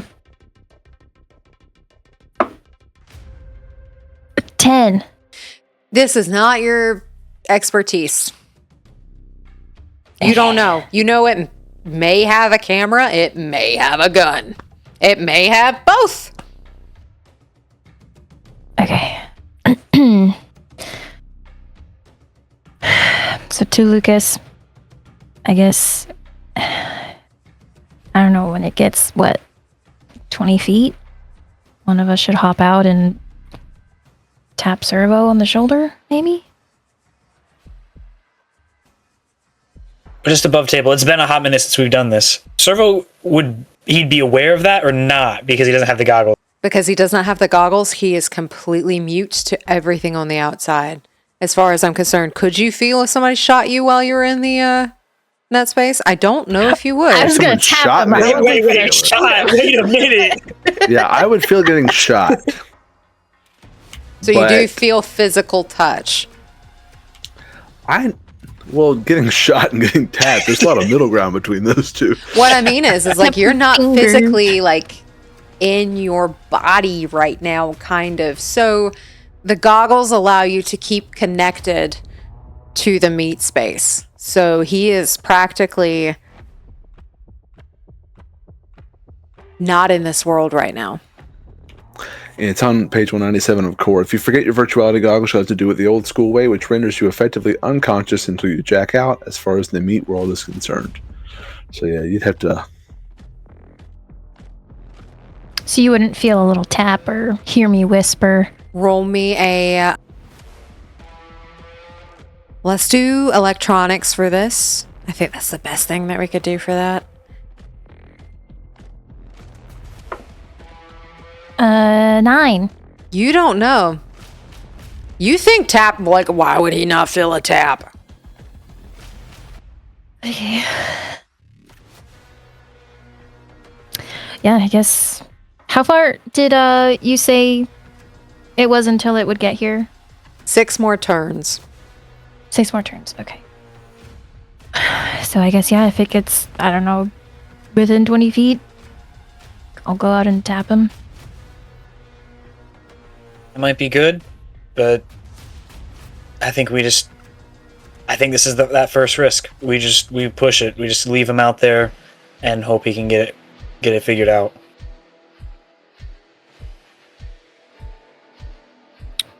Okay. I mean, it might be good for the drone to see Militech to kind of further our story, but I don't know if it's got a weapon or not. If it gets close enough, we'll do our best to try and pull him back in, but we just have to leave him right now. Okay. And with that, Cerveau, what are your next 3?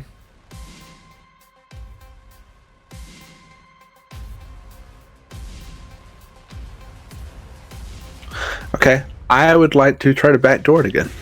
Roll your interface. Yes, ma'am. Oh, it's an 8 again. 8 on your dice or 8 plus 2 plus 6 is 8. Yeah, I rolled Okay. two twos in a row. So I'm going to hope this dice is out of 2s. I'd like to do it again. Okay, that's 1 net action. It's better. 8 plus 6, 14. With a 14, you see that door. Moving right onto the first control node, and I'm going to try to control it. You got it. Okay, go ahead and roll me another interface. Man, 9. A 9. You just miss it. The dice is gone. So that's 3. That's 3. Go ahead and do your next 3. Control. Can I tell what it is before I take control of it? I think you have to take control of it first. Okay. The roll is a 1. So I got a total of -3. Next turn. A 11. With an 11, this is a control node for the gate. I will open the gate. Okay. You open the gate. Go ahead and roll your next, or what are you doing with your next net action? Going to the next control node and trying to Okay. control it. Roll. It's a 1, so I'm not even going to roll the other. That dice is gone. Alrighty, you're now down to 12 more net actions or 4 more turns. But technically, I don't know that, do I? You don't. Outside of the meats, or outside of the net in the meat space, Iris, Lucas, you see the door, the gate open.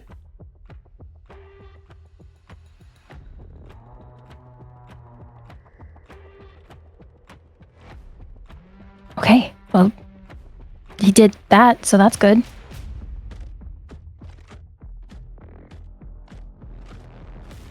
What direction is this drone coming from? Is it... This might be a little difficult to explain. Is it like coming from... How to explain it? Is it coming from a direction that if we were to pull the car in at a certain angle, we could block Cerveau from the drone's view? Or... Roll me a tactics.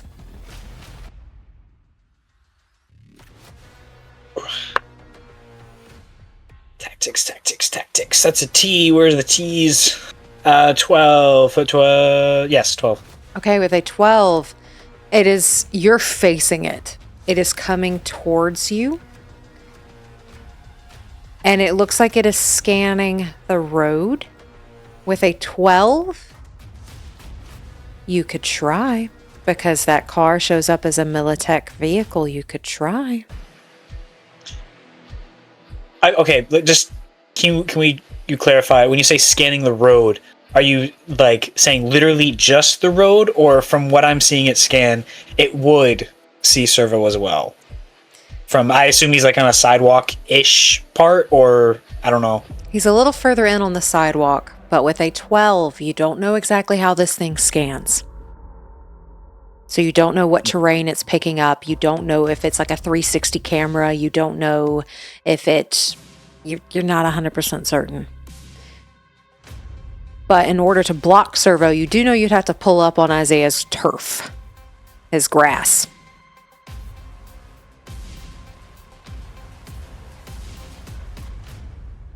I mean, it's not scanning for grass, right? It's just scanning for for a car. I don't know. We'll look at Iris. Well, we could either pull forward and leave Cerveau out on the road, or I can try and at least attempt to block him from the drone. I don't know if this shit's gonna work, but I don't necessarily like the idea of leaving him vulnerable. So I think we should try. and we're just kind of immediately as soon as Iris agrees, we're gonna try and position the car in a way that hopefully blocks Cerveau from the drone. However exactly we would do that with how things are positioned. Okay. You are able to pull up on the curb with one of your wheels. You're kind of sitting like that, like you're sitting on a curb. But you think you've got Cerveau covered.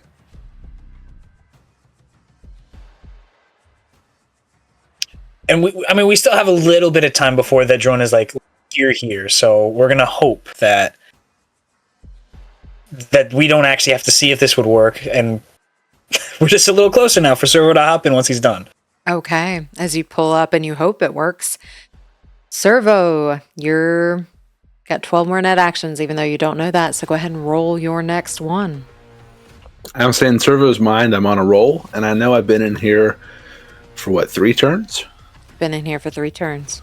So I'm like, 9 seconds, you know? It takes a little bit of time to open your panel. Coming home late, you know? I'm not suspicious yet. I'll try to control this second one. 14. With a 14, you gain access to the control node of the stun panels. Deactivate. You turn it off. Where are they located? They are located every 6 feet on that fence, covering every inch of that fence. So it is like contact with the fence. You would know stun panels are if you step within 2 meters of it on the inside or on that fence. It is very hard to get out of a stun panel, but you are able to disable it. Okay. That's one net action. I'll move down to the final control node, which is also the bottom of the architecture. It is the bottom of the architecture. I want to control this one as well. Roll your interface. Hey, crit success. That's a 16 plus 1, 17. With a 17, this is a control node for the outside cameras. The outside cameras, which you now know the location of every single one of them, and one of them is facing your car. Are they on like the corners of things, or? They're embedded into, like, you have the overhang of the roof. They're embedded on those little spots. There is one to cover every single aspect of the outside of his house, including his driveway. And you are able to see that one of the cameras are facing towards you and currently has your vehicle as a Militech vehicle on camera, but you see yourself at the dash. How do I look? Your back is turned to it. You see the hat. You see the mask. You see the back of your clothing. The mask looks off, though. Why would Militech be wearing a mask? But I don't look like Cerveau. From this angle and how dark it is, and also the fact that I don't know if you're necessarily on record. Somebody could try to pull that. Yeah. So we've got one net action left in this turn, but then let me ask, is there any way to tell through this control node? Is this a closed circuit system? Like, if it's recording, is it local here? If I wanted to try to erase the footage from the past 20 minutes, how long would that take? And I guess from a virus perspective, I'm hoping that's a simple one. I don't want to take a lot of time. Okay. With trying to delete the camera footage, you get the sense that roll me an electronics. And if I could, I just want to delete it from the one that sees my person, not any other one that may have caught our vehicle. Electronic security tech? Yep.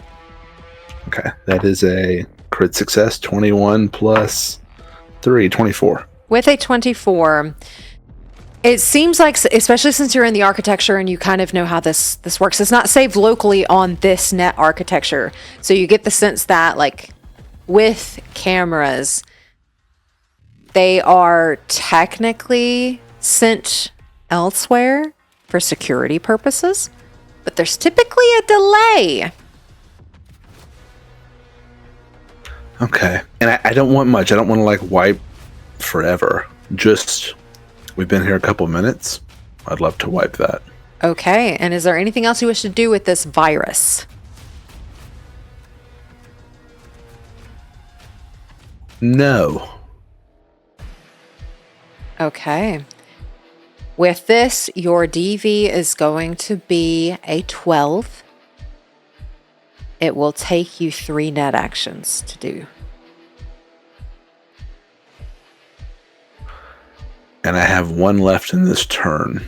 So how does that work? So 1, 2 at the next turn, and then I get a 3rd one? You have this one, and then it would be 2 of your next turn, meaning that would put you at 5 more turns until that thing gets here. But again, you don't know that. Yeah, and in my head, I'm like, how long is too long to stand in the panel? And I feel like I'm getting there. I feel like I have 1 shot at this virus. Your DV is I said 12. I get 1 roll at it, right? You get 1 roll. Let's tack a luck point onto it so I can make it a 50-50. Okay. Come on. It's a crit fail. So that's going to be a 7 minus 6 for a 1. And with a 1, that virus does not hold. Okay, and I got 1 net action left, right? You have 1. Again, this would take 3 net actions to do. So I'm at the end of the next turn, rather, at this point. Mm-hmm. I have a program, but it would take a little bit. And I really don't want a meta. I feel like Cerveau would think he's overstayed his welcome here. I'm reasonably comfortable being seen on camera, even if I look a little bit off, because our vehicle is Militech, which I think may help dissuade any doubt of who we actually are. I feel like it's harder to get a Militech vehicle than a Militech uniform. You do see, I will say on that camera, you do see a Militech vehicle, like straight up Militech Humvee. Roll me a perception check, please. This isn't an action, is it? Mm-mm. Okay.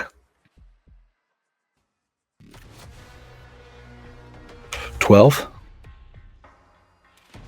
You can't tell. Looks like just somebody from Militech with their Humvee sitting in the turf. Somebody's a bad driver. Okay, well, I got to do this last part, which is, well, here's the thing. I actually need 2 net actions to do what I want to do. But then if I don't use all 3 of my net actions, I still can't move at the end of the next one, right? I'm going to do 2 more things, and I'm going to plan to book it as fast as I can. And I know that will eat into a next turn, but I'm going to take the risk. First one is I'm going to boot up a racer. And then with the first net action of the next turn, if we're going right to it, I'm going to cloak. So do you leave the cameras on? I disabled the cameras. I was thinking Okay. about trying to delete the footage, but I wanted to disable the cameras. Okay. Sorry. Go ahead and roll interface for your eraser. Well, Racer's just the program that gives me 2 to cloak, Understood. and then I'll roll cloak. So I have a +8 to it. Roll your cloak. Hey, a 7. 15 is my cloak. Okay. You cloak with a 15. I will write that down for later. As you cloak and you safely jack out. Yeah, that would be my next net action. I'll safely jack out, and then I can't move for the next 1 second. Okay. You, outside in the meat space, you see the door open. You see the panels almost along the fence. It's almost like there's a slight light to it that just dims. And then you see Cerveau jack out. Cerveau, what are you doing? Can I move? This is your next turn. You may move. I'm going to turn back to where I think the car is or was, and I'm assuming as it moved. It did move. I had left my door open though. Hopefully it still is. I'm gonna go sit in the passenger seat again, calmly. You're able to sit in the passenger seat, and at this time, Iris and Lucas, you see that drone pass by. Just exhale, looking in the rearview mirror as the as. Well done, chef. I will shut the door and say, "How did you hit a curb while parked?"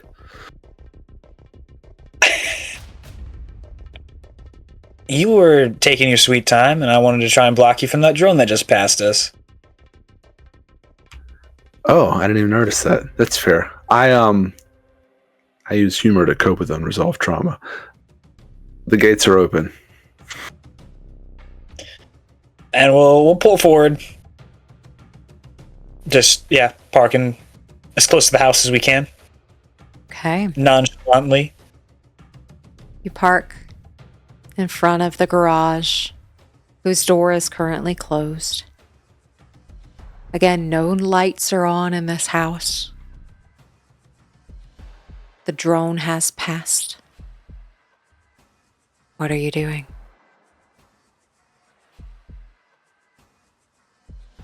I think Lucas is taking out his very heavy pistol and just kind of anxiously just being sure that the silencer is tight on there. How do we feel about lock picking? I assume, Cerveau, there might be some other security things you might need to take out, but I don't know if you could do the same to pick it, or if we have to do that while you're doing your biz. I mean, so that was not their full net. Iris, you were right about the gate or the fence. Bad news if you got close to it, but I turned it off. Cameras outside are turned off as well. I couldn't wipe them. I tried. I felt it was taking too long.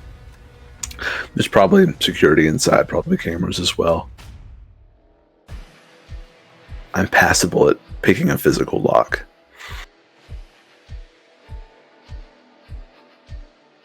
Iris, I've done it a time or two, so I'm willing to give it my all, but unless you have expertise on this.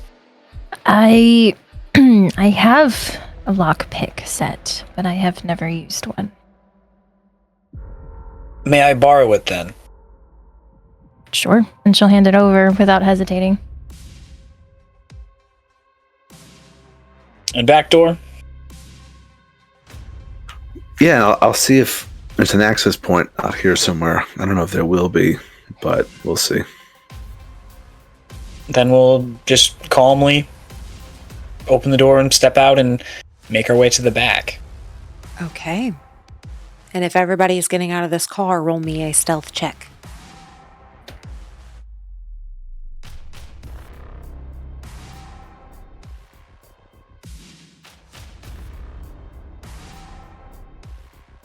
I'm now out of dice. Crit success. Okay, good. 19. 23? 5. Okay. A big 5. With a 5, as you're starting to make your way towards the back,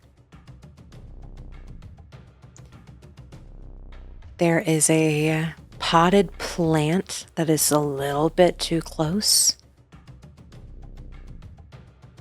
And you bump into it. There's a potted tree at the front of the house next to the hedges. And you bump into it. And you all hear the smacking of a pot on stone.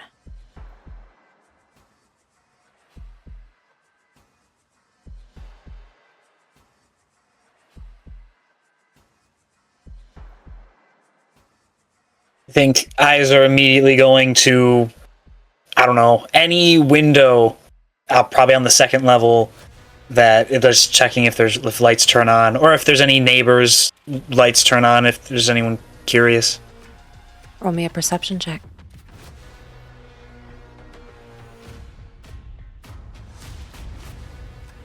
think Iris would also do the same. Roll perception check. 12. 12. With a 12, you don't see any lights coming on the second floor.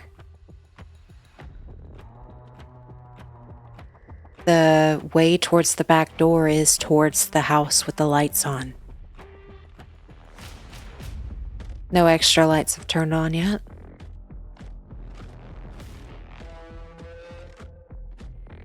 Uh, 18. With an 18. Nothing seems to... You don't see any lights turning on the second floor or anywhere in the Rhodes estate. But you see a shadow from the house next to you with its lights on. You see the shadow of somebody turn towards the window. But then it goes back.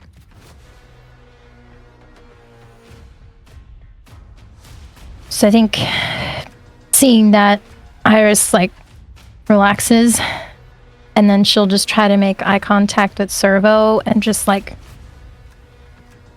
to kind of like look around, be more aware.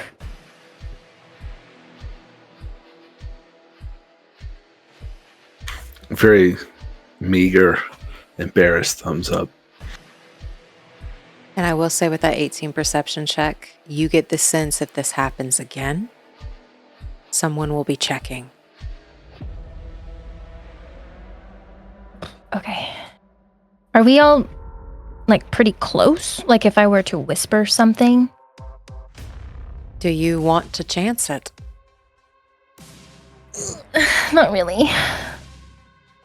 Okay, yeah, so I'll just make that look around type thing. And then I guess wait for... I guess Lucas is in the front, I assumed. Whoever's the Sure. lead. Cool. I'll wait for Sure. the train to start moving. And we'll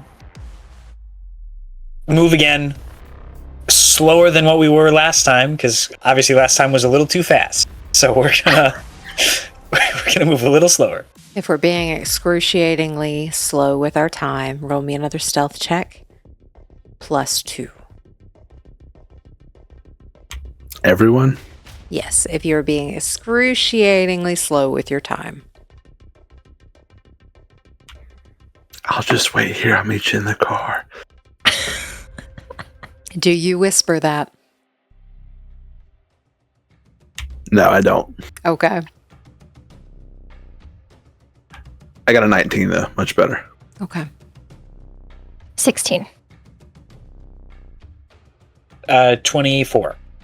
With those rolls, are you all making your way to the back door?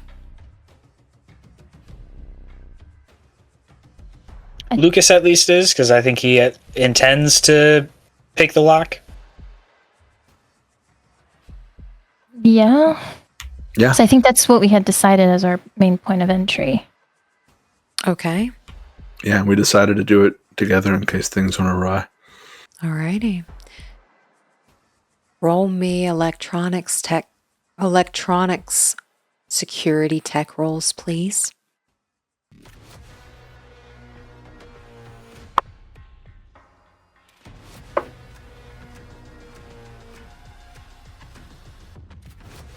There it is.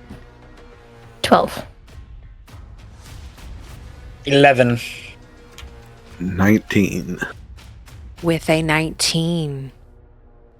If you unlock that door before you turn off the security system, you're in trouble.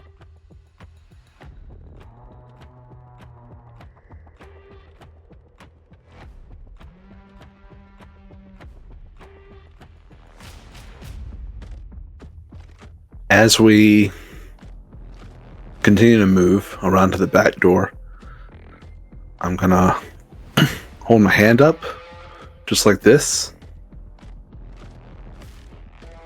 and hopefully everyone sees me do that. You're in the back. Do you all look back? Yeah, I think knowing that there's also probably home security, I don't think Lucas is like immediately going to pick the lock. I think he's looking around, checking. So. Okay. Then yeah, I would see the hand goes up. And if they see me, I'm just gonna be like,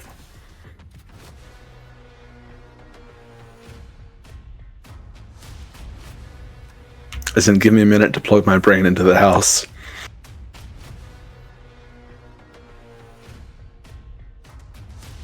Can I run scanner on the house or on the back here? Roll interface. 13. With a 13, you see an access point on the left side of the house, directly in front of the neighbor's window. Do I see any movement in the neighbor's windows up there? Roll perception. If we're waiting for Cerveau, I mean, like we were doing in the car, we're kind of scanning as well. Can we do the same? Yep. 16. You don't see any movement at the current time. You see the outline of somebody. 14. I'd say you see the same thing. I crit, and then I rolled another 10. So 35. With a Out of plus 15. With a 35, you can tell that the person in the window, they're on the second floor, and it looks like somebody is just reading, because you can see the outline of a book, like nighttime reading in their bedroom. Maybe couldn't fall asleep. Okay, so I think seeing that, she'll kind of just tap both Cerveau and Lucas and point towards the window where the silhouette is, just so they know that there's someone there right by the window. Okay. And I will say with y'all's rolls, you do know that there is somebody next to the window.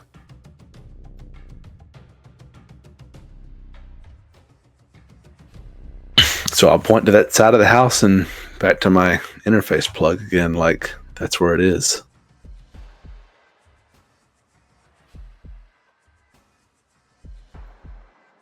And then I will creep up to that side. Okay. We'll stick with that same stealth from earlier, and you're able to creep up to the access point. Does it look pretty standard?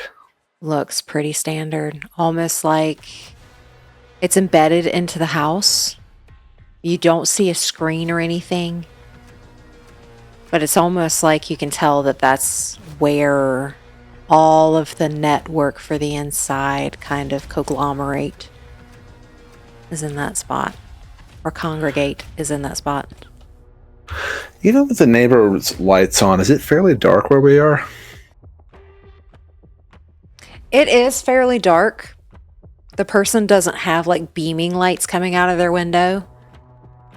The big thing is they heard a noise from this side. Do they have outside spotlights? They do not have outside spotlights. What color is the Rhodes house? The Rhodes house is like this cream color. Okay. Like all the way, like floor to ceiling vinyl siding or Vinyl siding. Probably stone if it's them, but Yeah, the front is like this pretty stone, but the side is vinyl. okay. So that works against me. But we have a person who's inside with the light inside looking out a dark window. That works in my favor. I'm going to put the goggles on and then jack in. Okay, you put the goggles on and then jack in. Your first floor, you see a door.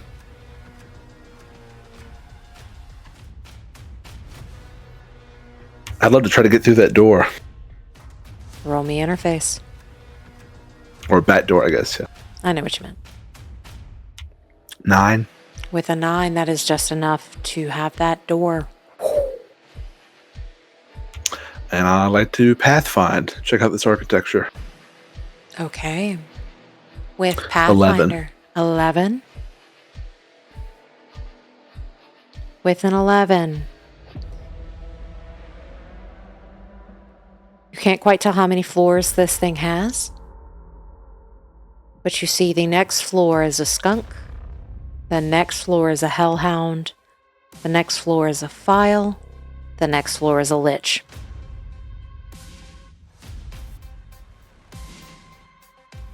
All that before a control? All of that before a control.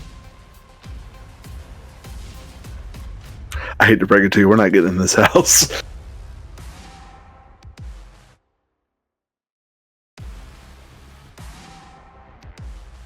Okay, let me see what I got here.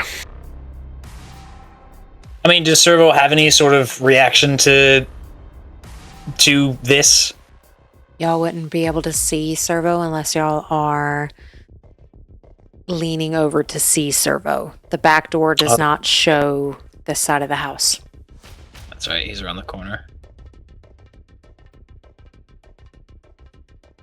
Alright, never mind them. I will say, as a nut runner, you know the only thing that can physically harm you is a hellhound. Right. The lich will fuck me up for a while. The skunk will, I think it just sort of tags me in some way. Correct. It also, okay, so skunks and liches are debuffs. The hellhound will ruin my night. Mm-hmm.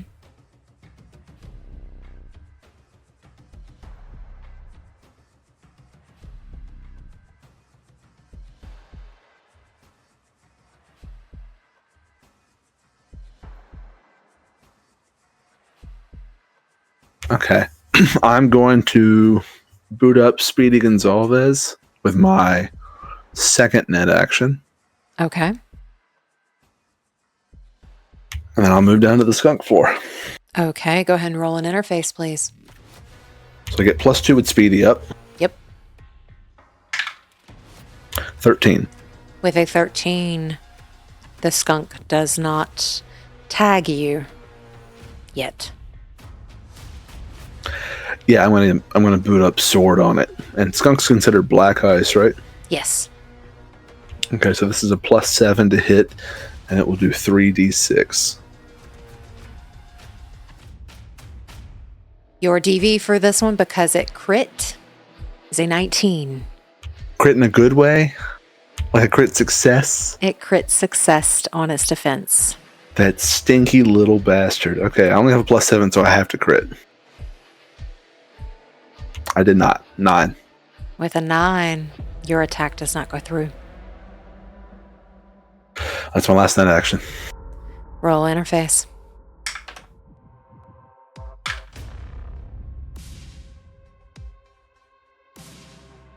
$13. Okay, it does not hit you with its turn, as it crit failed. It is now your turn again. Well, since it's my turn again, my swords are de-res. Let's res one up. Try to hit this little thing. Okay. You need to beat an 8. I rolled an 8, but it's a crit fail, so I have to minus something from it. So I will automatically fail. Yeah, I rolled a -1. Okay. With a -1, that attack does not hit, as you see this cartoon-like skunk that is walking on its hind legs, and it's walking like this, and it just sits next to you and looks up. I have a second copy of sword. Okay. You need to beat an 8. 11. Alrighty, roll your damage. 3d6. Come on. 11. You see this little skunk, and he sits there, and he watches, and then you see his pixels fade. As my sword smashes through his small digital body. As your sword smashes through its small digital body. And in my head I just go, ones and zeros. It's just ones and zeros. I have a net action left. Correct. Speedy is still rezzed. Oh, I think I'm going to go down the next floor and try to slide past this hellhound. Alrighty. When you go to the floor, you got to roll me 2 here. Roll an interface to see if it sees you first. You need to beat A 14. It's a really low chance. I think I'm going to have to add some luck points to this. Okay. I'll add 2. I'm running low on them. I'll add 2 because otherwise I got to roll an 8 to beat that. Okay. You need a 6 or higher. Okay.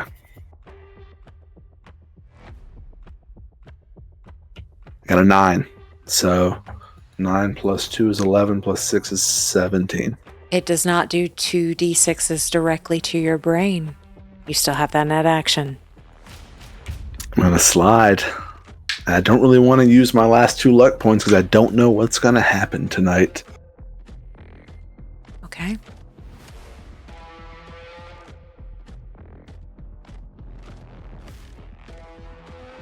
$14. It rolled a 4.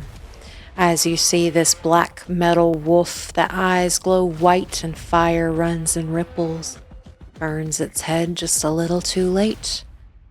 As you slide past and you're on the floor with the file. Last night action of that turn. Go ahead and take your next 3.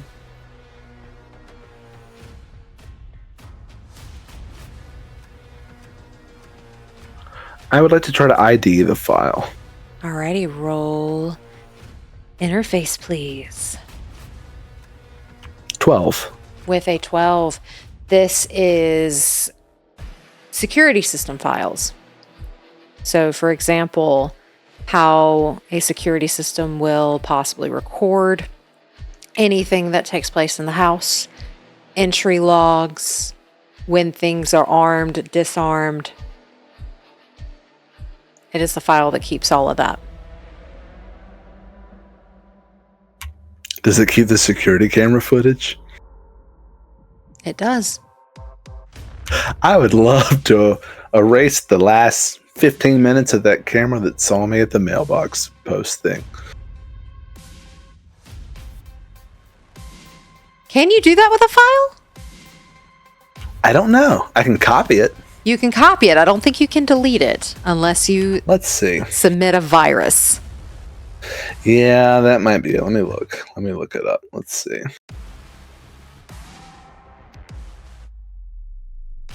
No, I can't. I'm sorry. I got a little excited there. However, I will say, you know you could copy it, and you're smart enough to know that you can edit it. I will copy it. Okay, you're able to copy that file. I know the contents of the file because I ID'd it, so I imagine that I could tell if there's anything on it that might be of a tracking nature. Yeah, well, when you say tracking nature, what exactly do you mean? As in, like, is it logging copies made? Does it log who the copy was made by? These kind of things. I think that's when your cloak would come into play. Okay, fair enough. So I have 2 net actions left. Mm-hmm. I'd like to roll Pathfinder again. Okay, go ahead and roll Pathfinder.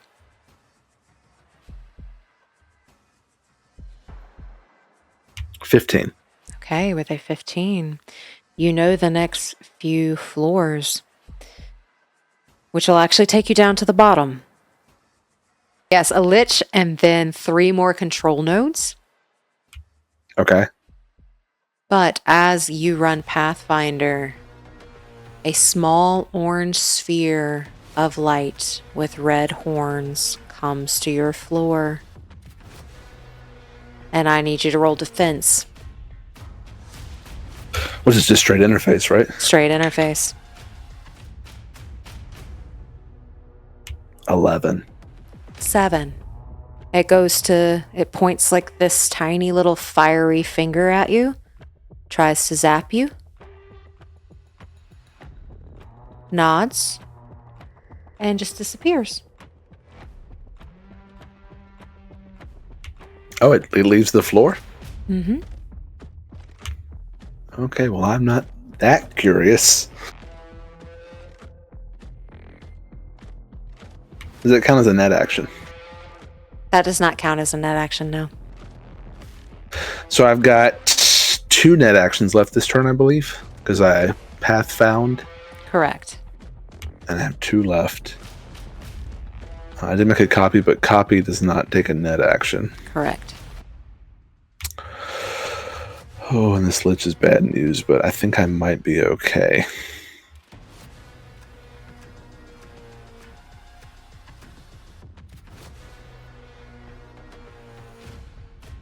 Let me check one more thing.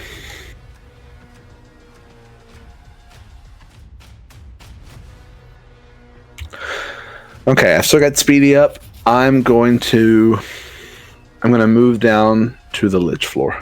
All right, roll interface. Need to beat an 11. Crit success. 16 plus 4, 20. Okay, with a 20. This metallic skeleton draped in black robes with its hands that are studded with these blackened rings and that spark with this slight little electric energy slowly turning towards you. What do you do? I'd love to try to slide past it. Actually, should have added 2 more to that because it was speed bonus, but it doesn't matter. You need to beat a 13. Ooh, that's a tough one. That's a 7 or higher. Hope I get it. Hey, crit success! So 16 plus 1, 17. With a 17. Crit fail right after, if you noticed. I rolled a 1 right after. You slide past it. As you needed to beat a 13. 13. You're able to slide past it and you're now at this control node. And that was the last net action of that turn. And as you do the last net action of this turn, this little reddish orb makes its way to you with these horns. Takes a fiery hand, points it at you. I need you to roll defense. Twice in one turn? Come on, man.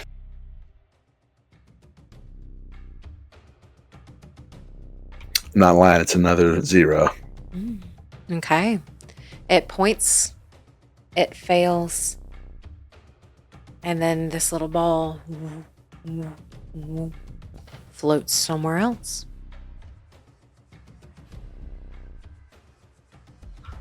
Okay. I've been in here 3 turns? Correct. And since you've been 9 in here for seconds. 3, y'all have not had Cerveau for about a minute now because he had to walk over there. Is there anything happening within that minute?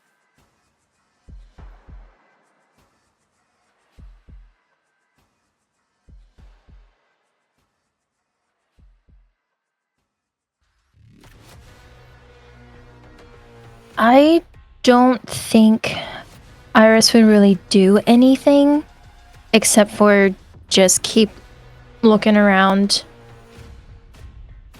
anywhere she could. I don't think she'd move, just moving her head and her eyes. I think overall the same thing. I think ever since we pulled up, Lucas is just in his head, kind of remembering what was going on the last time he was here. I mean, still very much focused on the task at hand, but part of his mind is just elsewhere, so I think he's kind of rolling through over that. Okay. We will definitely come back to that. As we go back into the net, what are your next 3 net actions? Okay, I'm on a control node. Yes, I would love to try to control it. you got it. 14. With a 14, this control node is for the interior cameras. I would like to disable them. You are able to turn them off, as there are multiple. Before I do that, can I take a gander at them? You want to look? Yeah. You swipe through the cameras. And there are a good many in this house. for security reasons. There is one facing the back door. There's one facing the front door. There's one in the living room where you can see this grand piano in the center, elegant rugs. You can see the back where the dining room table is set up with these pretty dishes. Very well set living room. You can see the staircases. You see the kitchen, you see the garage with 2 very fancy cars in them. Nothing is on downstairs. You shuffle to the 2nd floor. All lights are currently turned off on the 2nd floor. There's only really one up here, and it's kind of tucked in a corner to see this big hallway that all of these doors connect to. You see like a night light coming from underneath the door that is supposed to be the Rhodes' main bedroom. But other than that, all lights are off. On the 3rd floor, which is pretty barren, not a whole lot up here. You don't see any lights, very dark, but you see the doors from the night vision. It appears that no one is up currently. Okay. All standard camera placement, no weird cameras. No weird cameras, no. Okay, at least they're not perverts. I will then disable them. You're able to turn the interior cameras off. Second action, I'll move down to the next floor and try to control that one as well. Roll interface. 13. With a 13, as you go down there to try and control this control node, there's actually someone or something on it. As you see this glowing little red orb. As you know, the Rhodes have a demon in their interface that is meant to control this air swarm cloud. And they actually sit on the top of the banisters. They're tiny. They're like this big. They're the size of gnats. And they're just in this little conglomerate on the top of the banister. And they blend in very well. But that is what this floating thing is controlling. And it floats. It looks at you as it's holding this control node. And you take control of it. What do you do?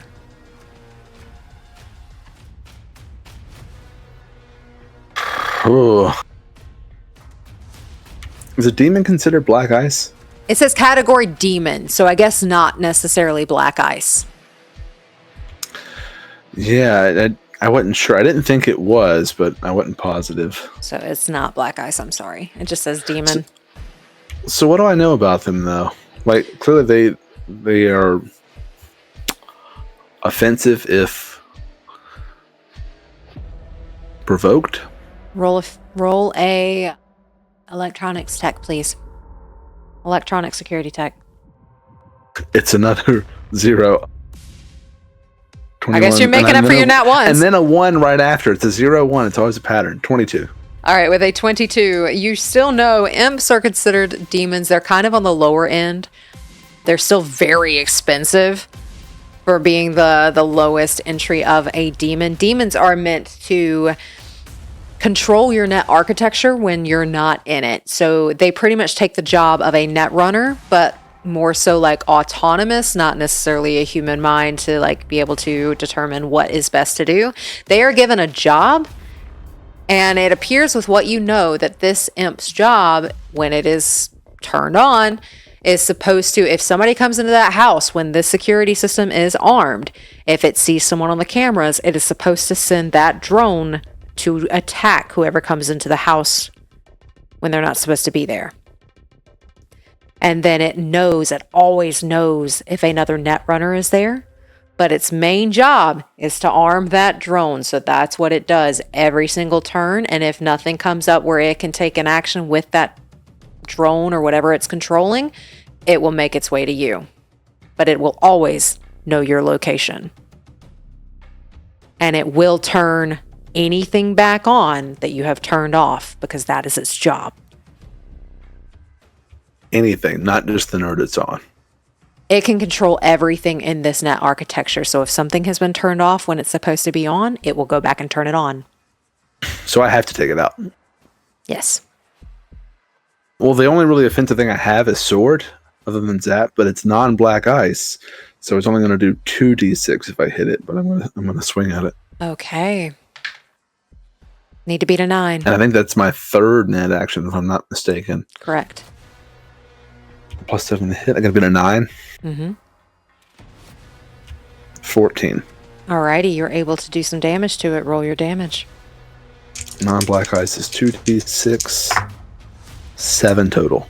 Okay. It is still up. It is still up. Okay, that's the last action I have of that turn. Okay. You see it stays on that node for a second. It floats. And then it disappears as it goes up. Is it my turn again? It is your turn again. I'm going to follow it. You follow it. It is now sitting on the control node of those cameras as it has turned them on. That little bastard. I'm going to use sword on it. Need to beat an 11. 12. 2d6. Roll your damage. 9. As it floats there, you almost hear this cartoony fizzle as it just falls into the pixels as this demon is no more. I'll try to control that node again. You've already gained access to it, so you were able to just turn it off. I will do that then. Then I'll go back down to the floor I just came from. Roll me a... Well, you've already taken access of that. I don't think I ever rolled for it. I don't want to hurt myself, but I don't think I ever rolled for control, did I? You did. Because you okay. passed it and know what it is, and you saw what it was. I would love to disable those little drone buggers, because that's actually the creepiest thing I've ever heard in this game. You're able to turn it off as you... This air swarm. It is pretty much... You would know that these gnats will surround you. And if they do, they cut you into tiny little pieces as they have these nano wires that they link with each other, and they will slice up their target. Yeah, that sounds absolutely horrifying. That's some ghost ship stuff. There's like above table, there's a Black Mirror episode with these like little bee things that like fly on people's heads. Yeah, that's what it reminds me of. It's terrible. This game's older than Black Mirror, but still. Yeah, the term or the description of this is tiny flying drones about the size of a gnat with nanowire cutting surfaces. Treat the cloud as a single entity wielding a very heavy weapon, and that's 4d6s.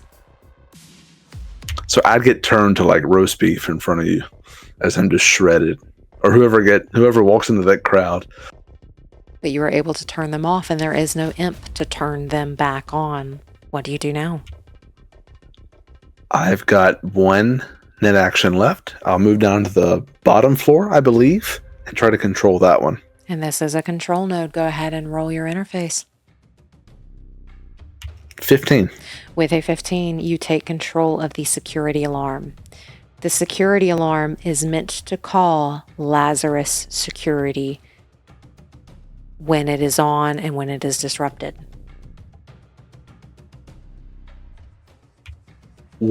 Could I disable it in a way like it's legitimate disarming? Yes, you could, because it is a control node. It's almost like you have taken control of it, like how there are apps to turn your security system off. That's what this control node is. Can I tell anything about user-specific stuff? I don't want to get too granular, but like, do they have different codes? You would be able to figure that out from the file you copied. There are different codes for different people, because in that almost like list of unarmed, armed, unarmed, armed, it tells you the code next to it of which is used, and some of them are different. Okay. So I do want to disable it. You're able to disable it. You're at the bottom of this net architecture. And with your goggles on, you do not see anything of immediate threat. You can place a virus in this system. I want to, but I'm trying to think of what would actually be useful. I feel like if I plant some sort of obvious sign of Militech, it's too obvious. That they're not going to leave. Militech wouldn't leave like a breadcrumb on purpose. They're professionals. They wouldn't look like a big spinning Militech logo. But you do know how netrunners operate. And viruses for a netrunner is up to your creativity. You know, in order to leave a net architecture, you have to cloak.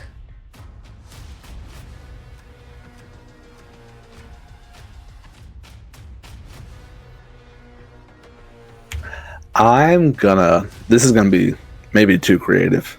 I don't know. I'm not trying to say I'm super creative. I'm trying to say it may not work. I would like to spoof a failed Militech cloak. Like a very low roll with some sort of Militech signature. With that, this will take 9 net actions. Your DV is a 14. I'll throw my last 2 luck points into it. Okay. And again, just to clarify, I essentially want to make it look like someone from Militech tried to cloak and did a shit job. And I don't know a lot of the details of how I would do that. I don't know if I'm familiar with any type of Militech signatures that they would leave. Any kind of digital breadcrumb I could drop. Roll a concentration. This has been your whole life's work, really, is to bring down corpse. I may have worked with them before. I don't know. So add a +2. Ooh, thanks. 17. You could fabricate Concentration, sorry. concentration. You could fabricate a Militech breadcrumb left on accident. I would like to do that with a shit cloak. Like an amateur cloak. Your DV is a 14. And it takes 9 net actions to do. So 3 meat space turns. Mm-hmm. I added 2 luck points, so instead of rolling an 8, I gotta roll a 6 or higher. Does it mean it beats it? Yes.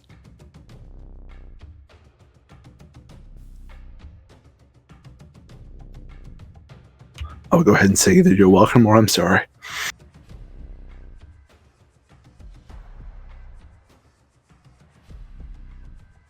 It's a crit success. You can come look at it. I'm not lying. This dice is going on a pedestal somewhere.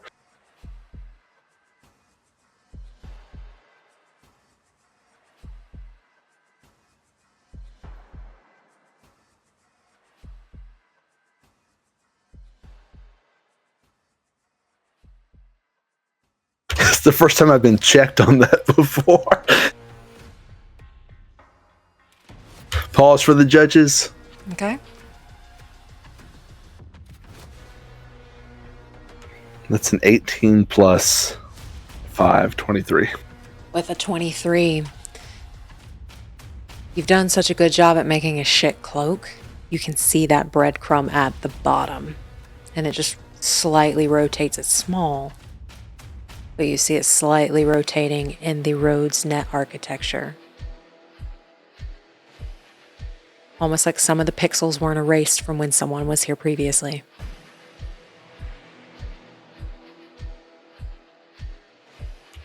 Okay, thanks for keeping me honest. What do you do now? That was the end of 3 more turns. Is it still my go? We'll say it's still your go. Because I have 3 more net actions I want to do, then I'll be done. Okay. I want to boot up a racer. Yep. And I want to cloak. Go ahead and cloak. 17. Okay. Now what? I want to jack out. You safely jack out. And while you do that and you're able to start making your way back, Iris, Lucas, it has not been long as you've been standing at that back door. Lucas, you can kind of see into the windows of this back door, and you see this space on the first floor. And you see the entryway where you didn't have to, but you chose to tell Isaiah that his daughter had died. And it's almost like you can see, as you're remembering this, as you scan the area and then scan back in that house, you can almost see him standing there and saying that you ruined her life. If it was not for you, Andrew would still be here. If you had not corrupted her, she would still be here. How did the rest of that conversation go?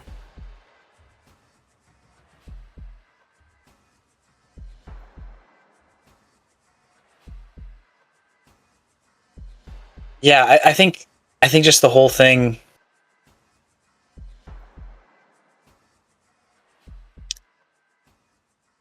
The rest of the conversation for Lucas wasn't very much. It was walk in and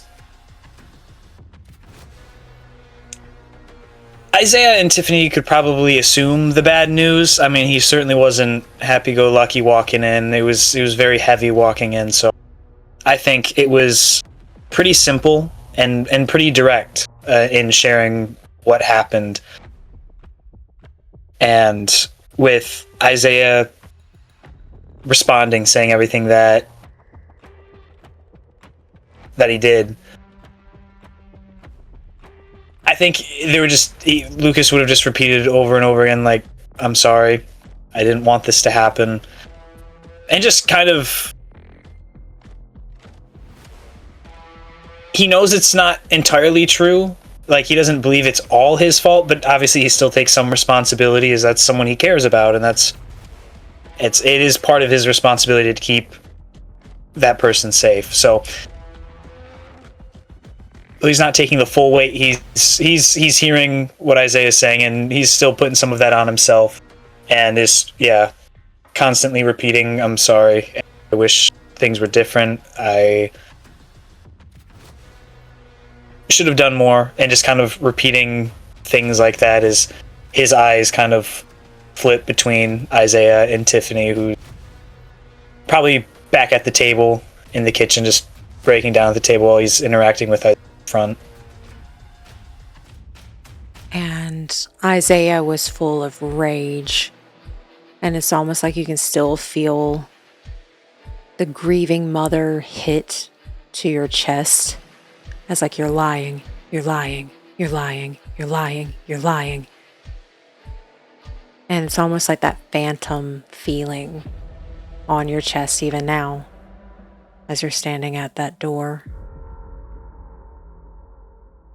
And remembering that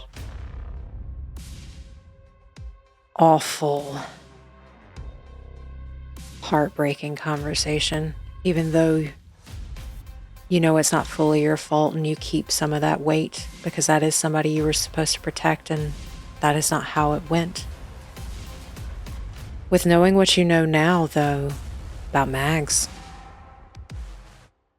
does that elicit any other response?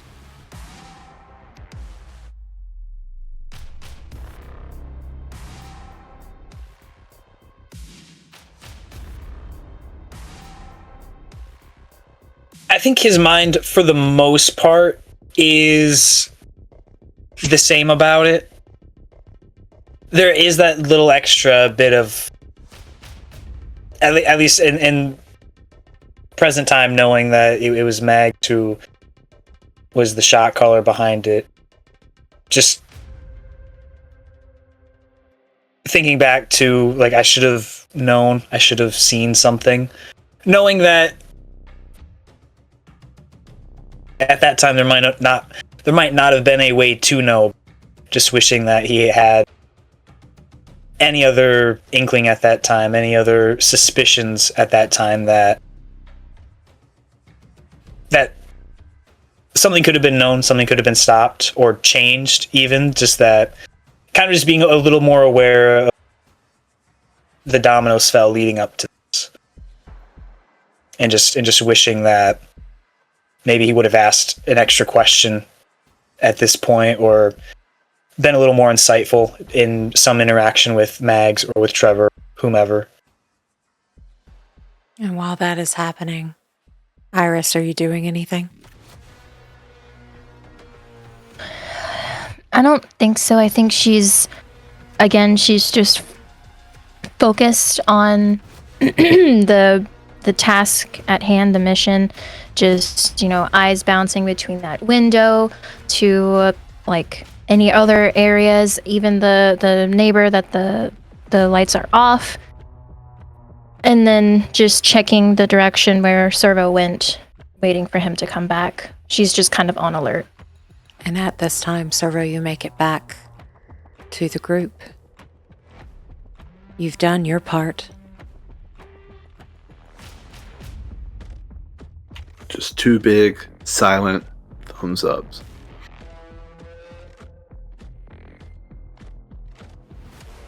We'll see that. We'll pat him on the shoulder and we'll start sneaking over to try and pick the lock.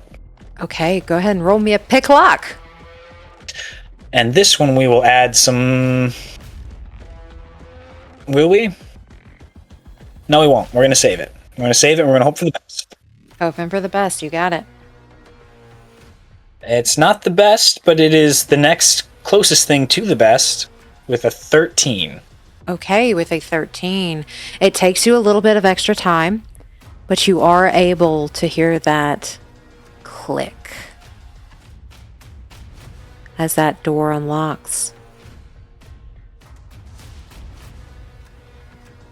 And then, I don't know, I assume everyone kind of followed back to the door. If not, then, he'd go back and get everyone. But then just opening the door slowly, trying to be as quiet as possible, and then stepping in. Okay. Yeah, I think once the door is open, Iris, she probably relaxes a little, and then she follows inside. Same. Slowly, trying to be careful. You all enter this house through the back door. There is the table set. You all have gone into where pretty much the dining room is. There is a table that is set with these immaculate china pieces, ready for whenever guests come over or whenever the next hosted dinner is going to be. And you all can see going towards the front, there's that piano, the elaborate living room, this giant, enormous rug. Rich people like rugs, and it is big. And it's very, very ornate. And you do see from where you are the staircase that is next to you, that is next to the dining room area. And then there's also a staircase towards the front. What is your plan now that you're in the house?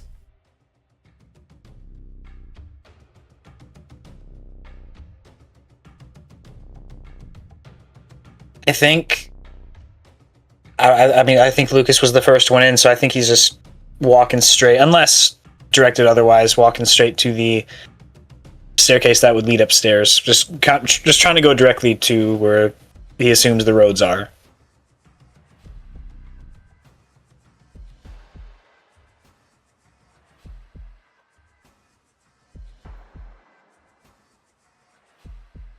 And Iris? Iris she'd follow. Yeah, because she would just follow because she knows that he's going to a staircase. So. Okay. As you all are making your way through the house, roll me another stealth check.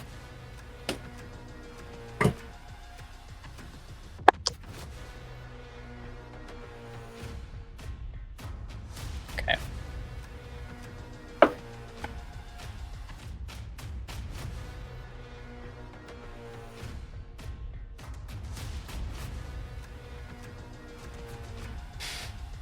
It's not great, but it's not terrible.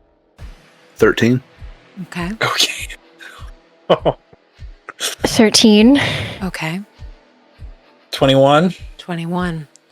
As you all make it up the stairs, you can still hear at least for two of you, the footsteps you take.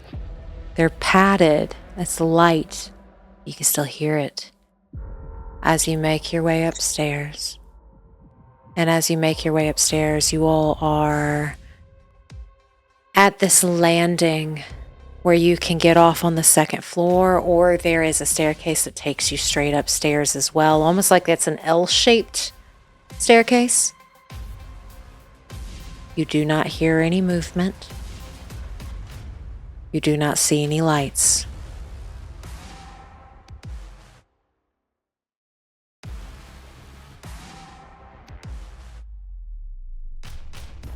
Let's see, as long as I'm understanding it correctly. Not as soon as we get up to that second level, but kind of as you explained, the L, kind of in the little 90-degree turn of the L. Lucas will slow down, just turn around for a second. And in as quiet as of a whisper as he can, almost like he's just mouthing the words. I'll go to the side of Isaiah. If we're going to try knock him out, I'd want to check if there's a side table or something, just if they had any sort of weapon or anything prepped. Just checking that before.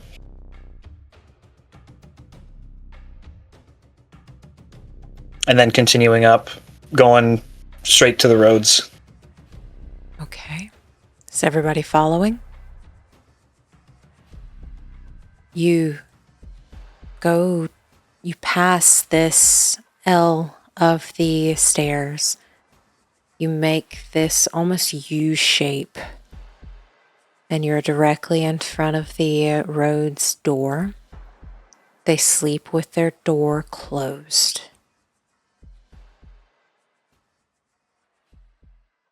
But you know that is the room they are in. You see a gentle, almost night light from underneath the door. But you know that's the room they're in, but the door is closed.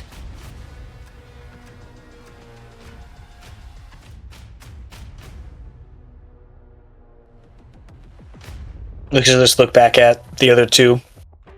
Just looking for a nod or something that they're ready, that they want to do it now. Just another thumbs up. All right. Then the gloved hand on the doorknob and slowly, very slowly opening. It's locked. Oh, bitch. They sleep with their door locked. That's a fire hazard. Honestly, I do that IRL, so. Oh. I think with the doorknob not budging, his mouth just a fuck. And then I guess drop down to a knee and slowly, again, as quietly as possible, just to try and pick it. With taking extra time, specifically saying you're slowly doing it at a +2. For the pick? For the pick lock, yes. Okay. Just to hopefully have this in the bag, we're going to add 2 luck points to it as well. Okay. So then +4 on top of... Where'd it go? Where'd you go? There it is. Okay. It was that 8, 17. With a 17. This one doesn't even click as you unlock it, but you start to feel the knob turn with a gloved hand. And as you're opening the door, roll me another stealth check. Oh man. Oh man. Oh man. Oh man. Oh no. Ooh. Ooh. Ooh. Ooh. Ooh. Say something. We're good. It's a 22. It was a 7, and it just looked like a 1, and I just about had a heart attack, but we're good. We're good. With a 22, as you turn the knob and you push the door open, you do it so slowly. And this is a well done house. The door does not squeak as that door silently opens. And you all see a very large main bedroom with a big rug underneath the bed, a king-size bed, 2 nightstands on either side, and a sleeping Isaiah and a sleeping Tiffany.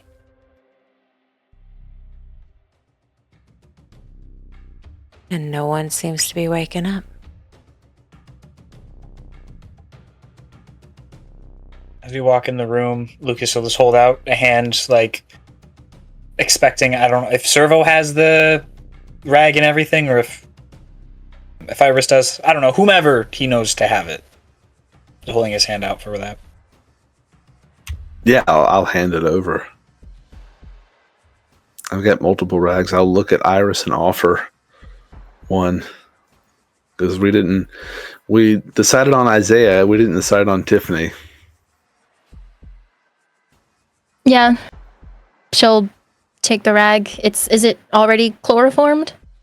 I have not applied the substance. I handed that to Lucas. Oh, okay, so Lucas has the chloroform.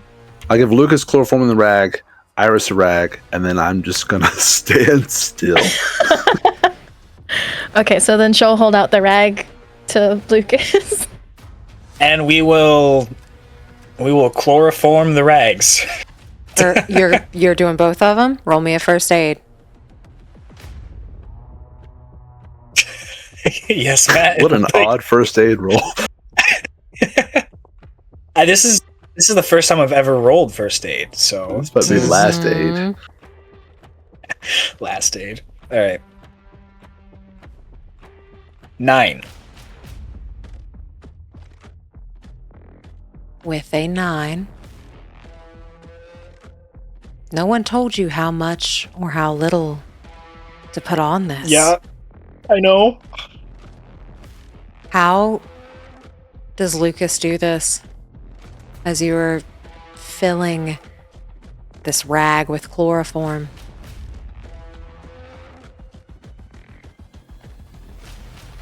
I think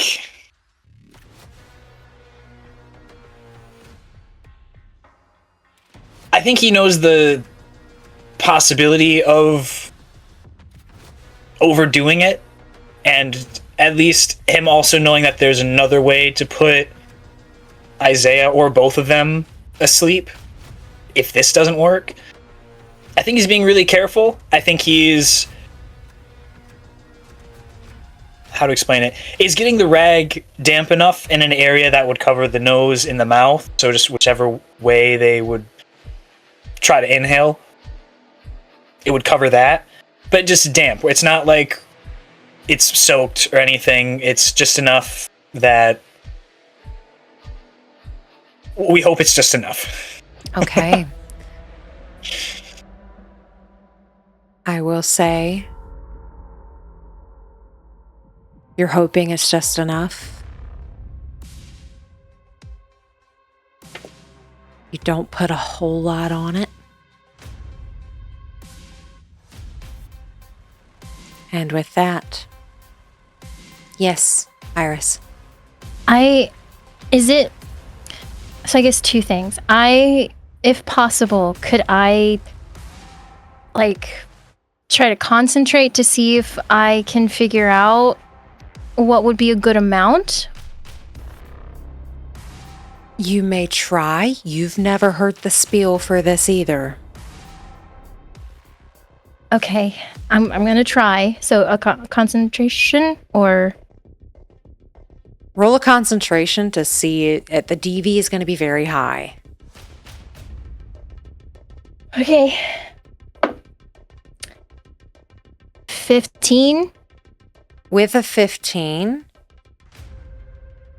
You don't know exactly how much. You know somebody's supposed to.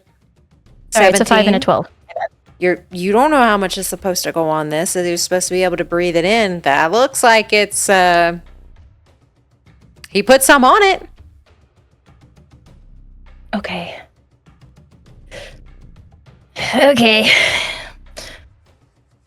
I'm gonna roll with it.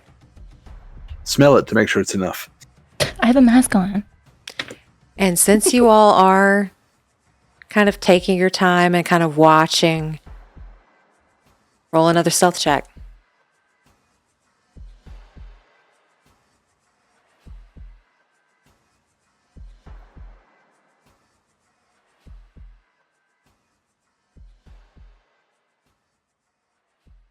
I think I'm gonna add some luck.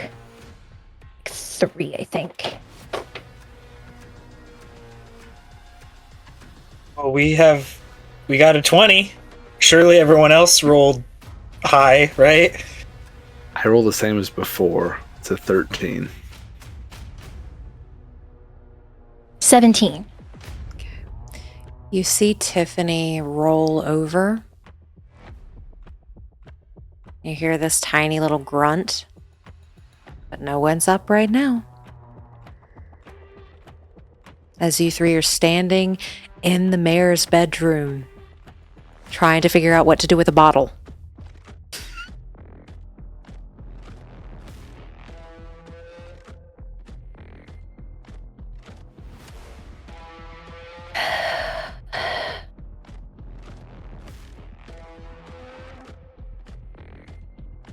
So we have the chloroform on the rags now.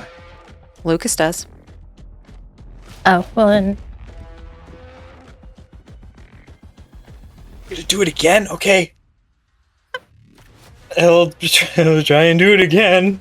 to Iris's rag, I guess. I thought you did both. Oh, okay, yeah, I wasn't sure if you did both or not. How does Lucas interpret this of like... Oh, I figured it would be in in one fell swoop get it done. I just figured you wanted us to take it one at a time. They're both done. I thought They're it was both done. both, but okay. Okay, so we have our chloroform rags. Okay.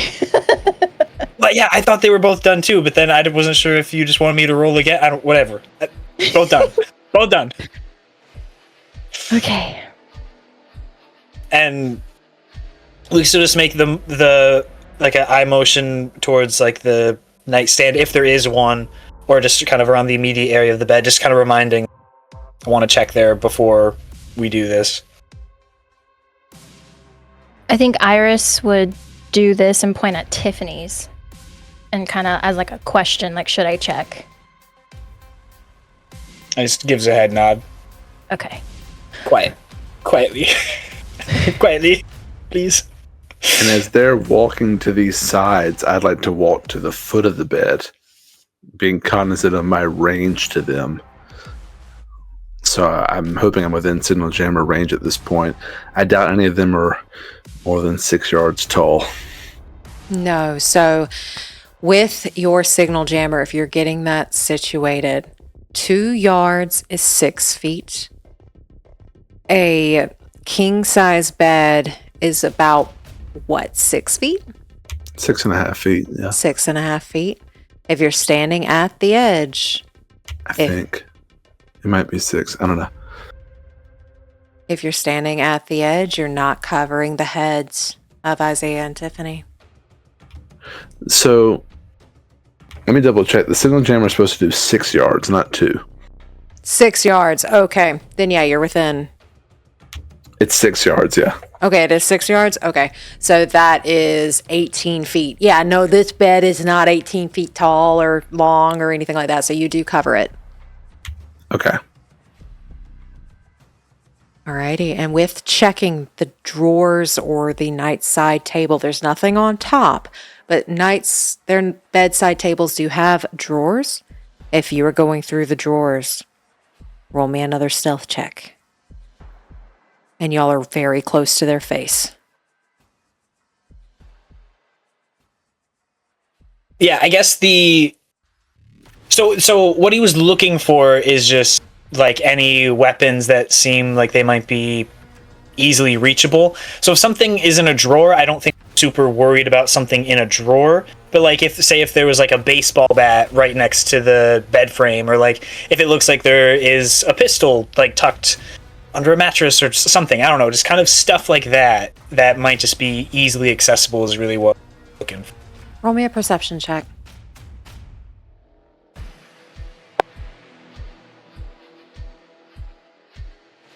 Perception 14.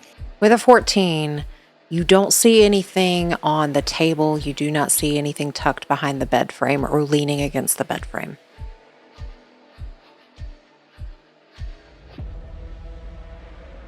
If we can, I don't know, like give a thumbs up just kind of over the bed to Iris so she can see that we're ready to go.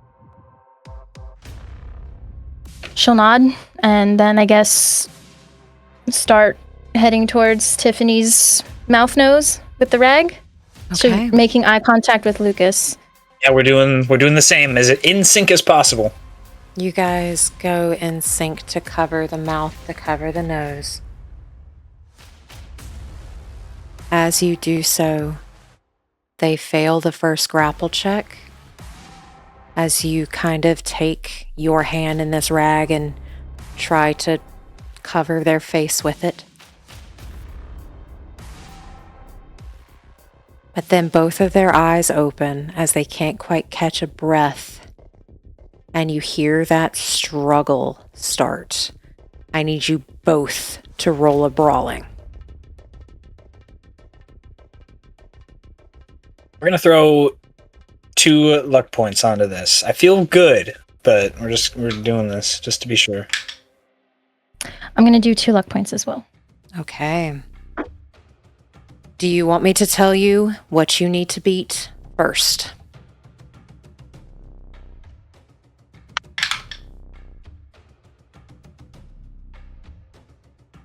I don't know. I got a crit success for 26. I got a Yes. 16. Okay. Or 28. Sorry, 28. With that crit, that saved you because he also crit. Oh. My As Isaiah starts to struggle, and you can see that fist starting to form. And even as he's just waking up,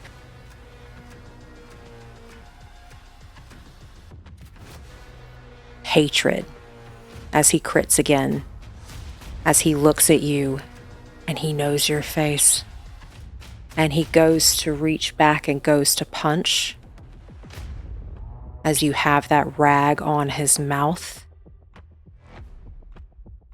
We're going to come right back to that with a 16. Tiffany is a little bit frailer. So with a 16, you pretty much push her head further into that mattress. And I need you both to roll me a d10.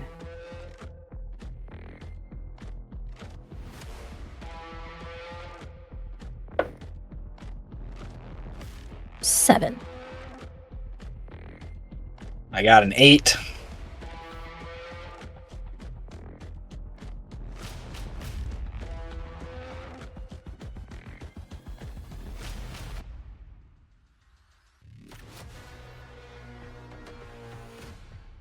As Isaiah goes to punch, it gets really close to your face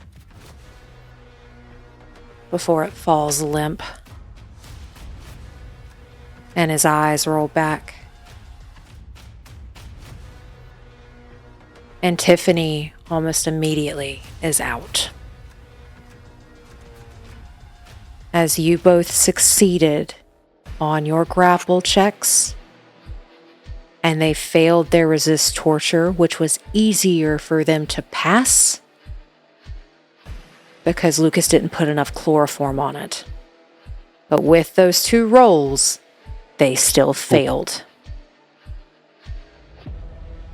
as the DV dropped from a 17 to a 15. And Isaiah had a 14. Oh my gosh. But you hear that struggle, and then everything goes quiet. As your targets have been incapacitated.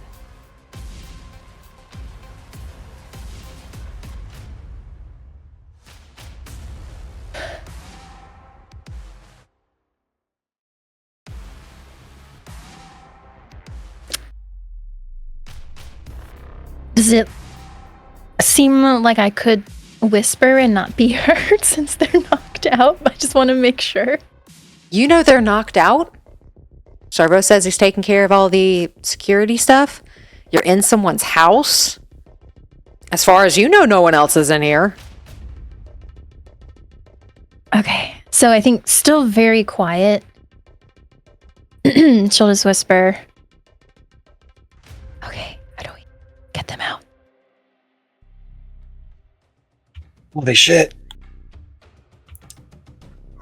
I'll just respond in a very quiet whisper. Slow and steady. The house was empty except for them. Everything's disabled. We should probably go around the dark side of the house. So out the back door.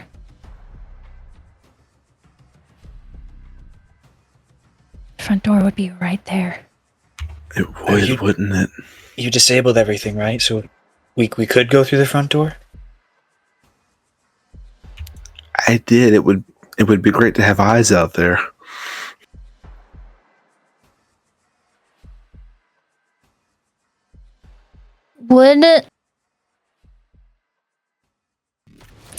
Is it possible to know like how heavy they are? Because I don't think that Iris could take even Tiffany by herself. They're older, average build. Tiffany's probably 120 pounds. Isaiah, maybe he's a little bit more bulky, 200.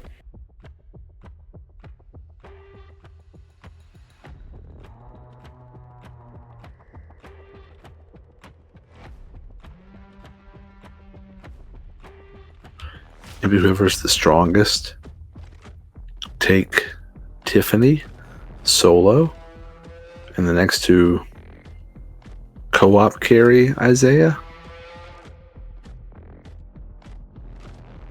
I guess above table, would that be like if we would roll that or go by some ability to figure strength? Is that athletics? Is that body? Is that dex? What's the?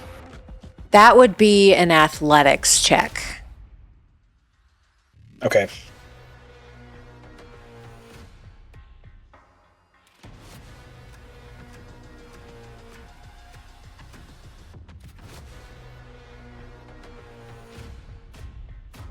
I think we're gonna attempt to throw Isaiah over our shoulder. Okay. By yourself?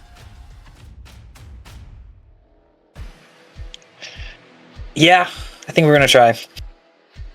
Roll me an athletics check. I think I don't like Isaiah. It would be nice to handle him ourselves. 19. With a 19, you are able, it's a bit of a struggle because 200 pounds lifting to your shoulder can be a lot, but you are able to do it without dropping him, which would make a lot of noise. But you are able to get Isaiah on your shoulders. I think we'll start walking, but then just whisper, do one of you have Tiffany? Or sharing? What do we... I can try. I'll go grab Tiffany's feet. Okay. Or her ankles in sort of motion, like if you want to grab like under her arms. Yeah, I'll like try to scoop like the top, like the top of her back, I guess. So like it's kind of like here? Roll me athletics checks, both of you. Just grab her head like a basketball.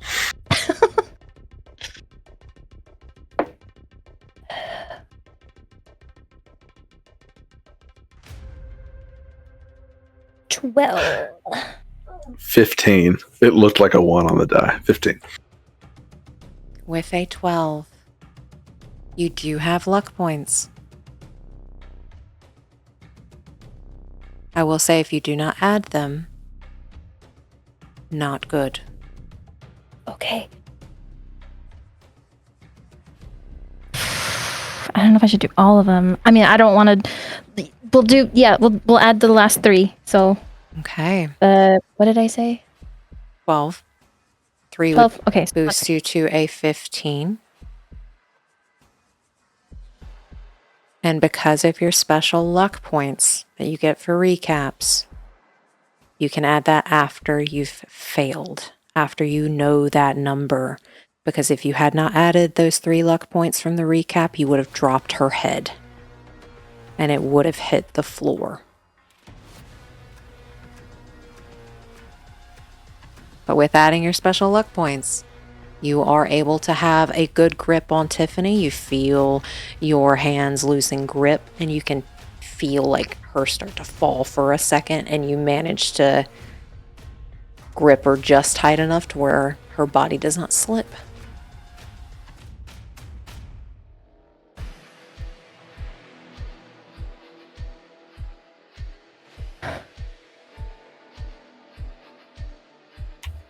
I'll start backing away, like, let's carry through the door. And I Yeah. will follow. Yeah. Yeah, I don't know. Same pace kept before, like just being slow, methodical. Slow is smooth, smooth is fast. We're just trying to take our time and get out. Is everybody being slow? I think so. Yeah. Yeah. Whatever. Yeah. With being slower, roll me stealth checks +2.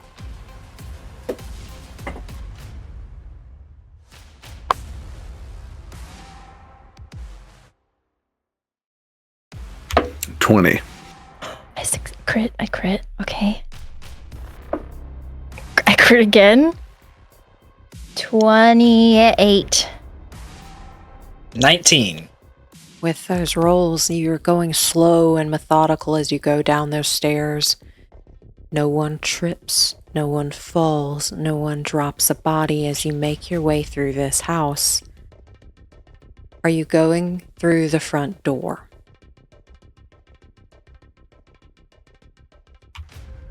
In another whisper, low voice, I'll suggest maybe we just take a peek out the front door, make sure that drone's not around before we commit.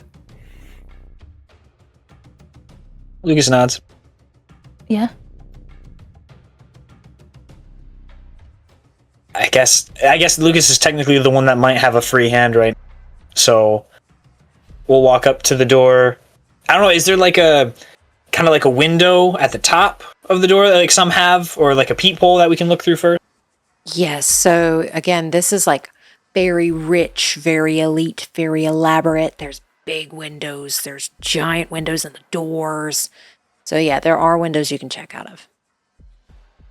So yeah, whatever window is, I don't know, easiest, I suppose, then we'll check out that first.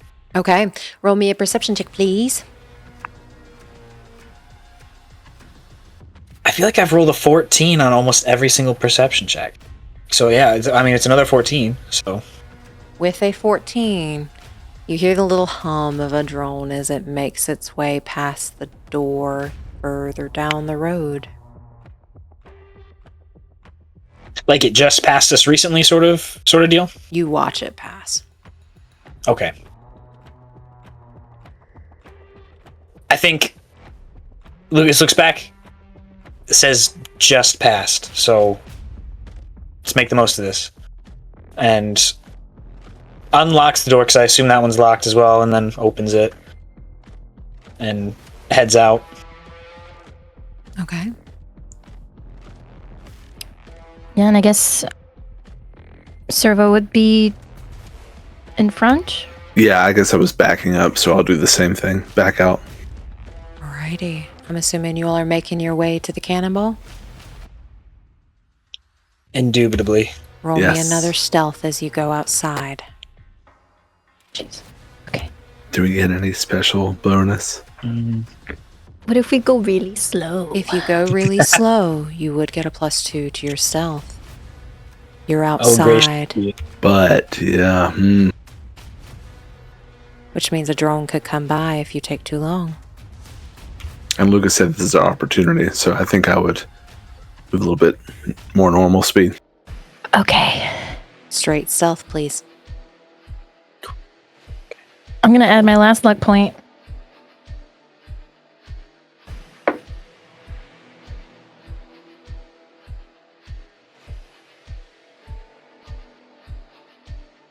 That's 12. 24? 18. With the lowest being a 12. You can hear the scuffle of your feet. But you are able to make it to the car.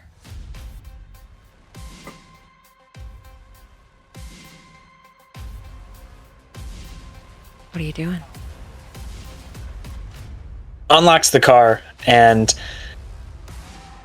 Lucas will go around.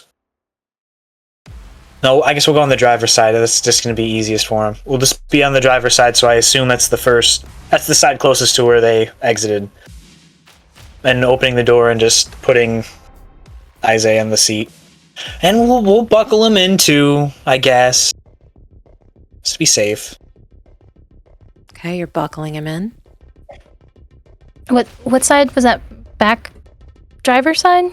Or Yes, driver rear. driver? Okay. I guess Iris would kind of like point with her chin towards the opposite side door. Yeah, try to walk around that way if there's not another door on this side. And then try to get her in. Put her in the vehicle. Might as well buckle her. Y'all buckle her in the back seat.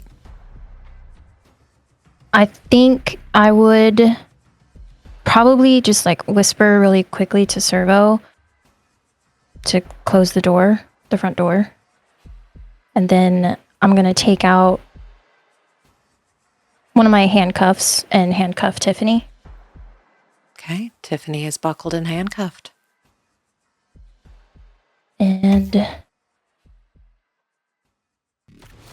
quickly tie something around her ankles with my rope. Okay.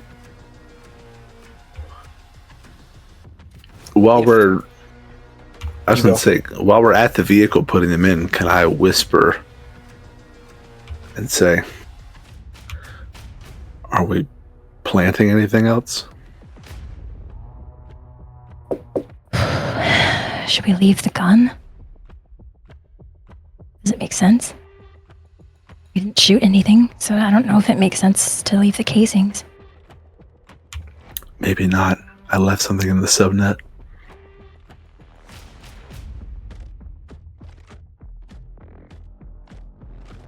Short of writing, Militech was here. I don't know if we have anything else. Maybe we just scram.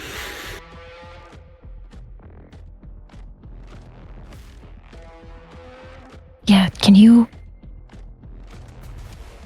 with your back to me, just kind of stand right next to the door where Tiffany is?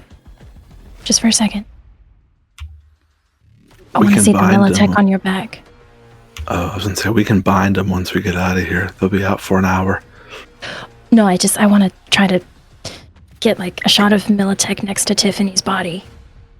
Okay, I'll position myself. So then she'll kind of like turn her head and just like look for a second and then turn it again to kind of make it like, you know, kind of like we were just looking around and he was just in there, kind of trying to make it like found footagey, body cammy. And then she'll hold up her thumb Out of frame, like out here. Close the door. Or I guess maybe shove Tiffany aside so she can get in the back next to them. I mean, I think I was supposed to go shut the front door of the house, and I'll try to go quietly do that. That is more than 18 feet. It is, isn't it? I probably shouldn't do that then. Would Cerveau pick up on that? I'm acutely aware of the jammer. I was in the bedroom at least. I don't think I would have lost it in the past few minutes. Yeah, then you know that that's more than 18 feet. Before... Oh, sorry.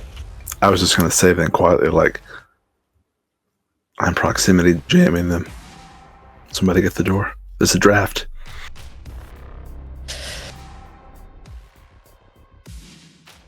Iris will look at Lucas. Yeah, but before one of y'all mentioned it, I was gonna say Lucas was gonna go do it anyway. Oh, I mean, it was on his mind too. He'll go close it, Alrighty, you close the door. and then hopping in as long as everyone's inside and pulling away just as slowly and nonchalantly as we pulled up. Okay. And you start to pull off nonchalantly. Do you go towards the exit you came in?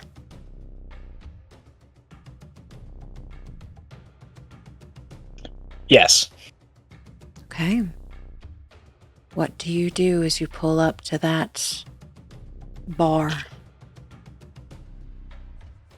I think it was explained that the little flasher little thing that was connected to the paper, or was it the paper? Something needed to be scanned. I forgot which one it was. The paper needs to be scanned.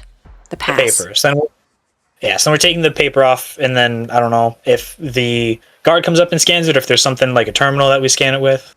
There is a terminal, so you can roll Then down your window and scan it. Sweet. You do that, and you are able to exit the exec zone. Where are you going? Nude Awakening. Sanderson's Deli. I was just going to say, as wherever we're driving, Cervo's in the back, making sure they're handcuffed, making sure they're bound. After they're handcuffed, after the feet are bound, duct tape around them as well. Okay, you're able to do that as you, like, while you're in the car. Is Iris doing anything?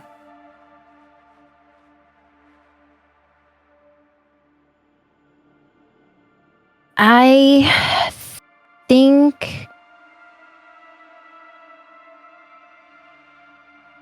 Did Cerveau take his mask off at all? Not yet.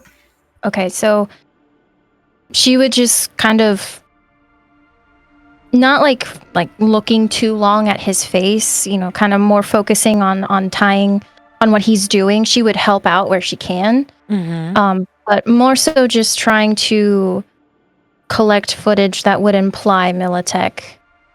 You know, like flashes of the Militech logo, but not too long, and, you know, focusing on the hands and the Tiffany and Isaiah.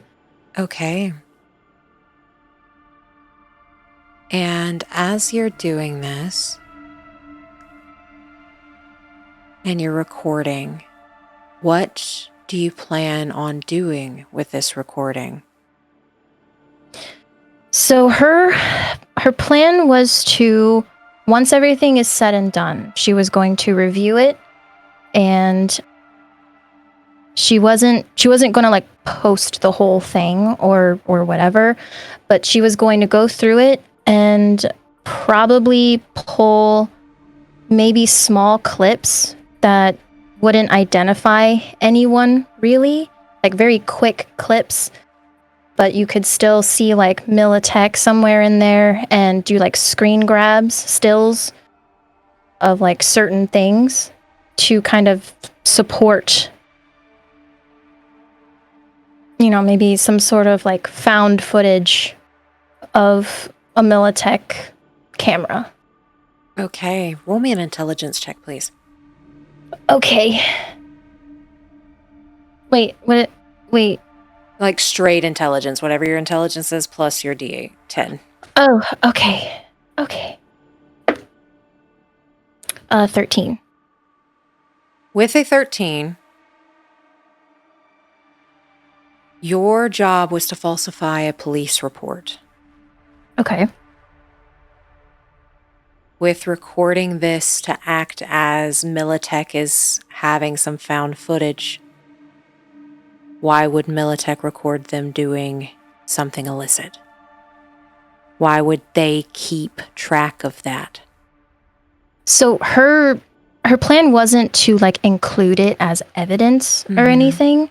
It was more so to have it as backup.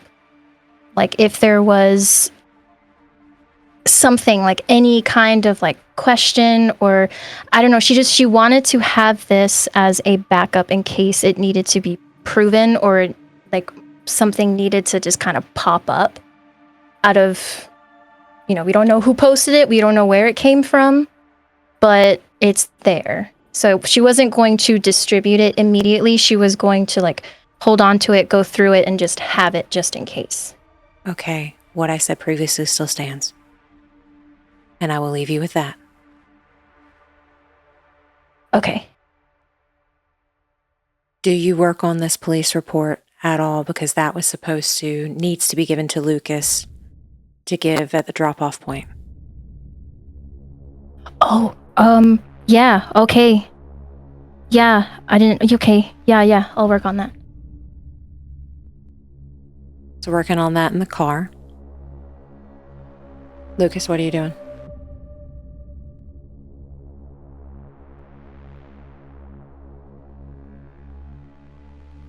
I think we are just going over the options for disposal. We're just trying to think ahead. I don't know. Is there a way to kind of like to deduce whether we genuinely feel like the plan of like dumping the bodies out in the desert and setting them on fire or bringing them to ice would be the better option? I know there's a few unpredictable variables thrown into that, but I don't know if there's like, if just one feels a little safer than the other. Roll tactics. This one. Tactics. 8. You don't know. I think he's just throwing that back and forth. And then, I mean, if he's not coming to any conclusions, he also feels pretty confident that with whomever gave him this job, if it is who we expect it to be, that there will most likely be a verbal interaction between her and her parents, and we'll probably be there for that. So also just kind of mentally preparing whatever that may look like, if that happens, but we feel pretty certain that it will. Okay. And as you all are doing this in the car, y'all drugged them at about 3:30? It's inching towards 4:30. What do you do?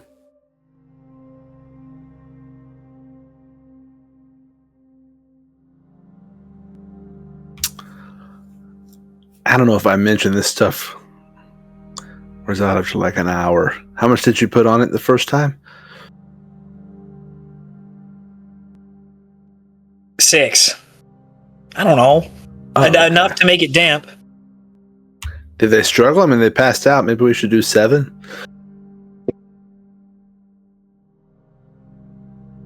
That might keep him out for a little bit longer. About how far away are we from the place? GM? About another hour. Okay. I'm assuming Another once hour. we get out there, they can scream all they want. And I guess technically they can scream in here, but if we stop at like a red light, turn the music up. Could always, I mean, how many extra rags do you have? You could always try and get them again and just put a rag in their mouth just to try to keep them quiet in case it's not enough. Yeah, I mean, I can try to administer it. I mean, ice Gave me the basics. One more dose should be fine, right? It should be, as long as it's not too much. Okay. We know what worked.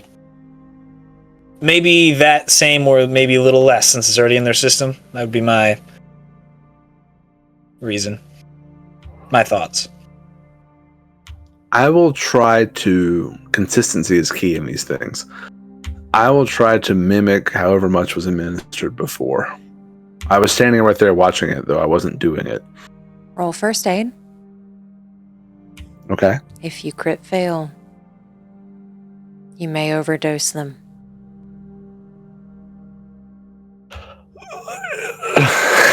Okay. My first aid is not terrible. It's a +8. I'm out of luck points. This dice has not let me down so far. Should I not do this? Should I just duct tape their mouth?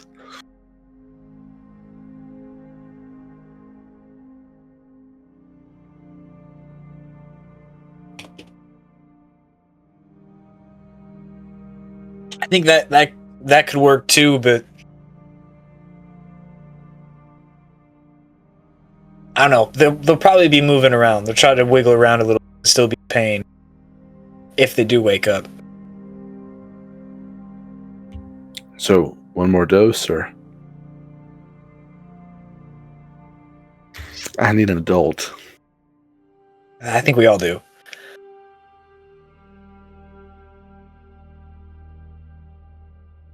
Since I saw how much chloroform, at least how damp it was on the first rag, can I just kind of say when, at least for Tiffany? Cerveau was there too, so he saw it as well. But if you would like to administer it instead, you may. But again, if you roll a crit failure, you have the opportunity of ODing them.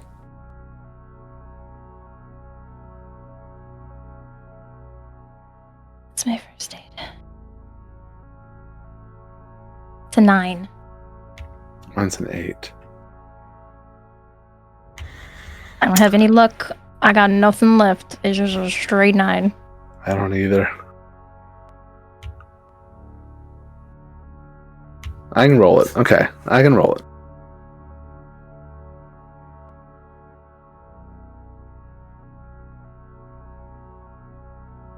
Okay.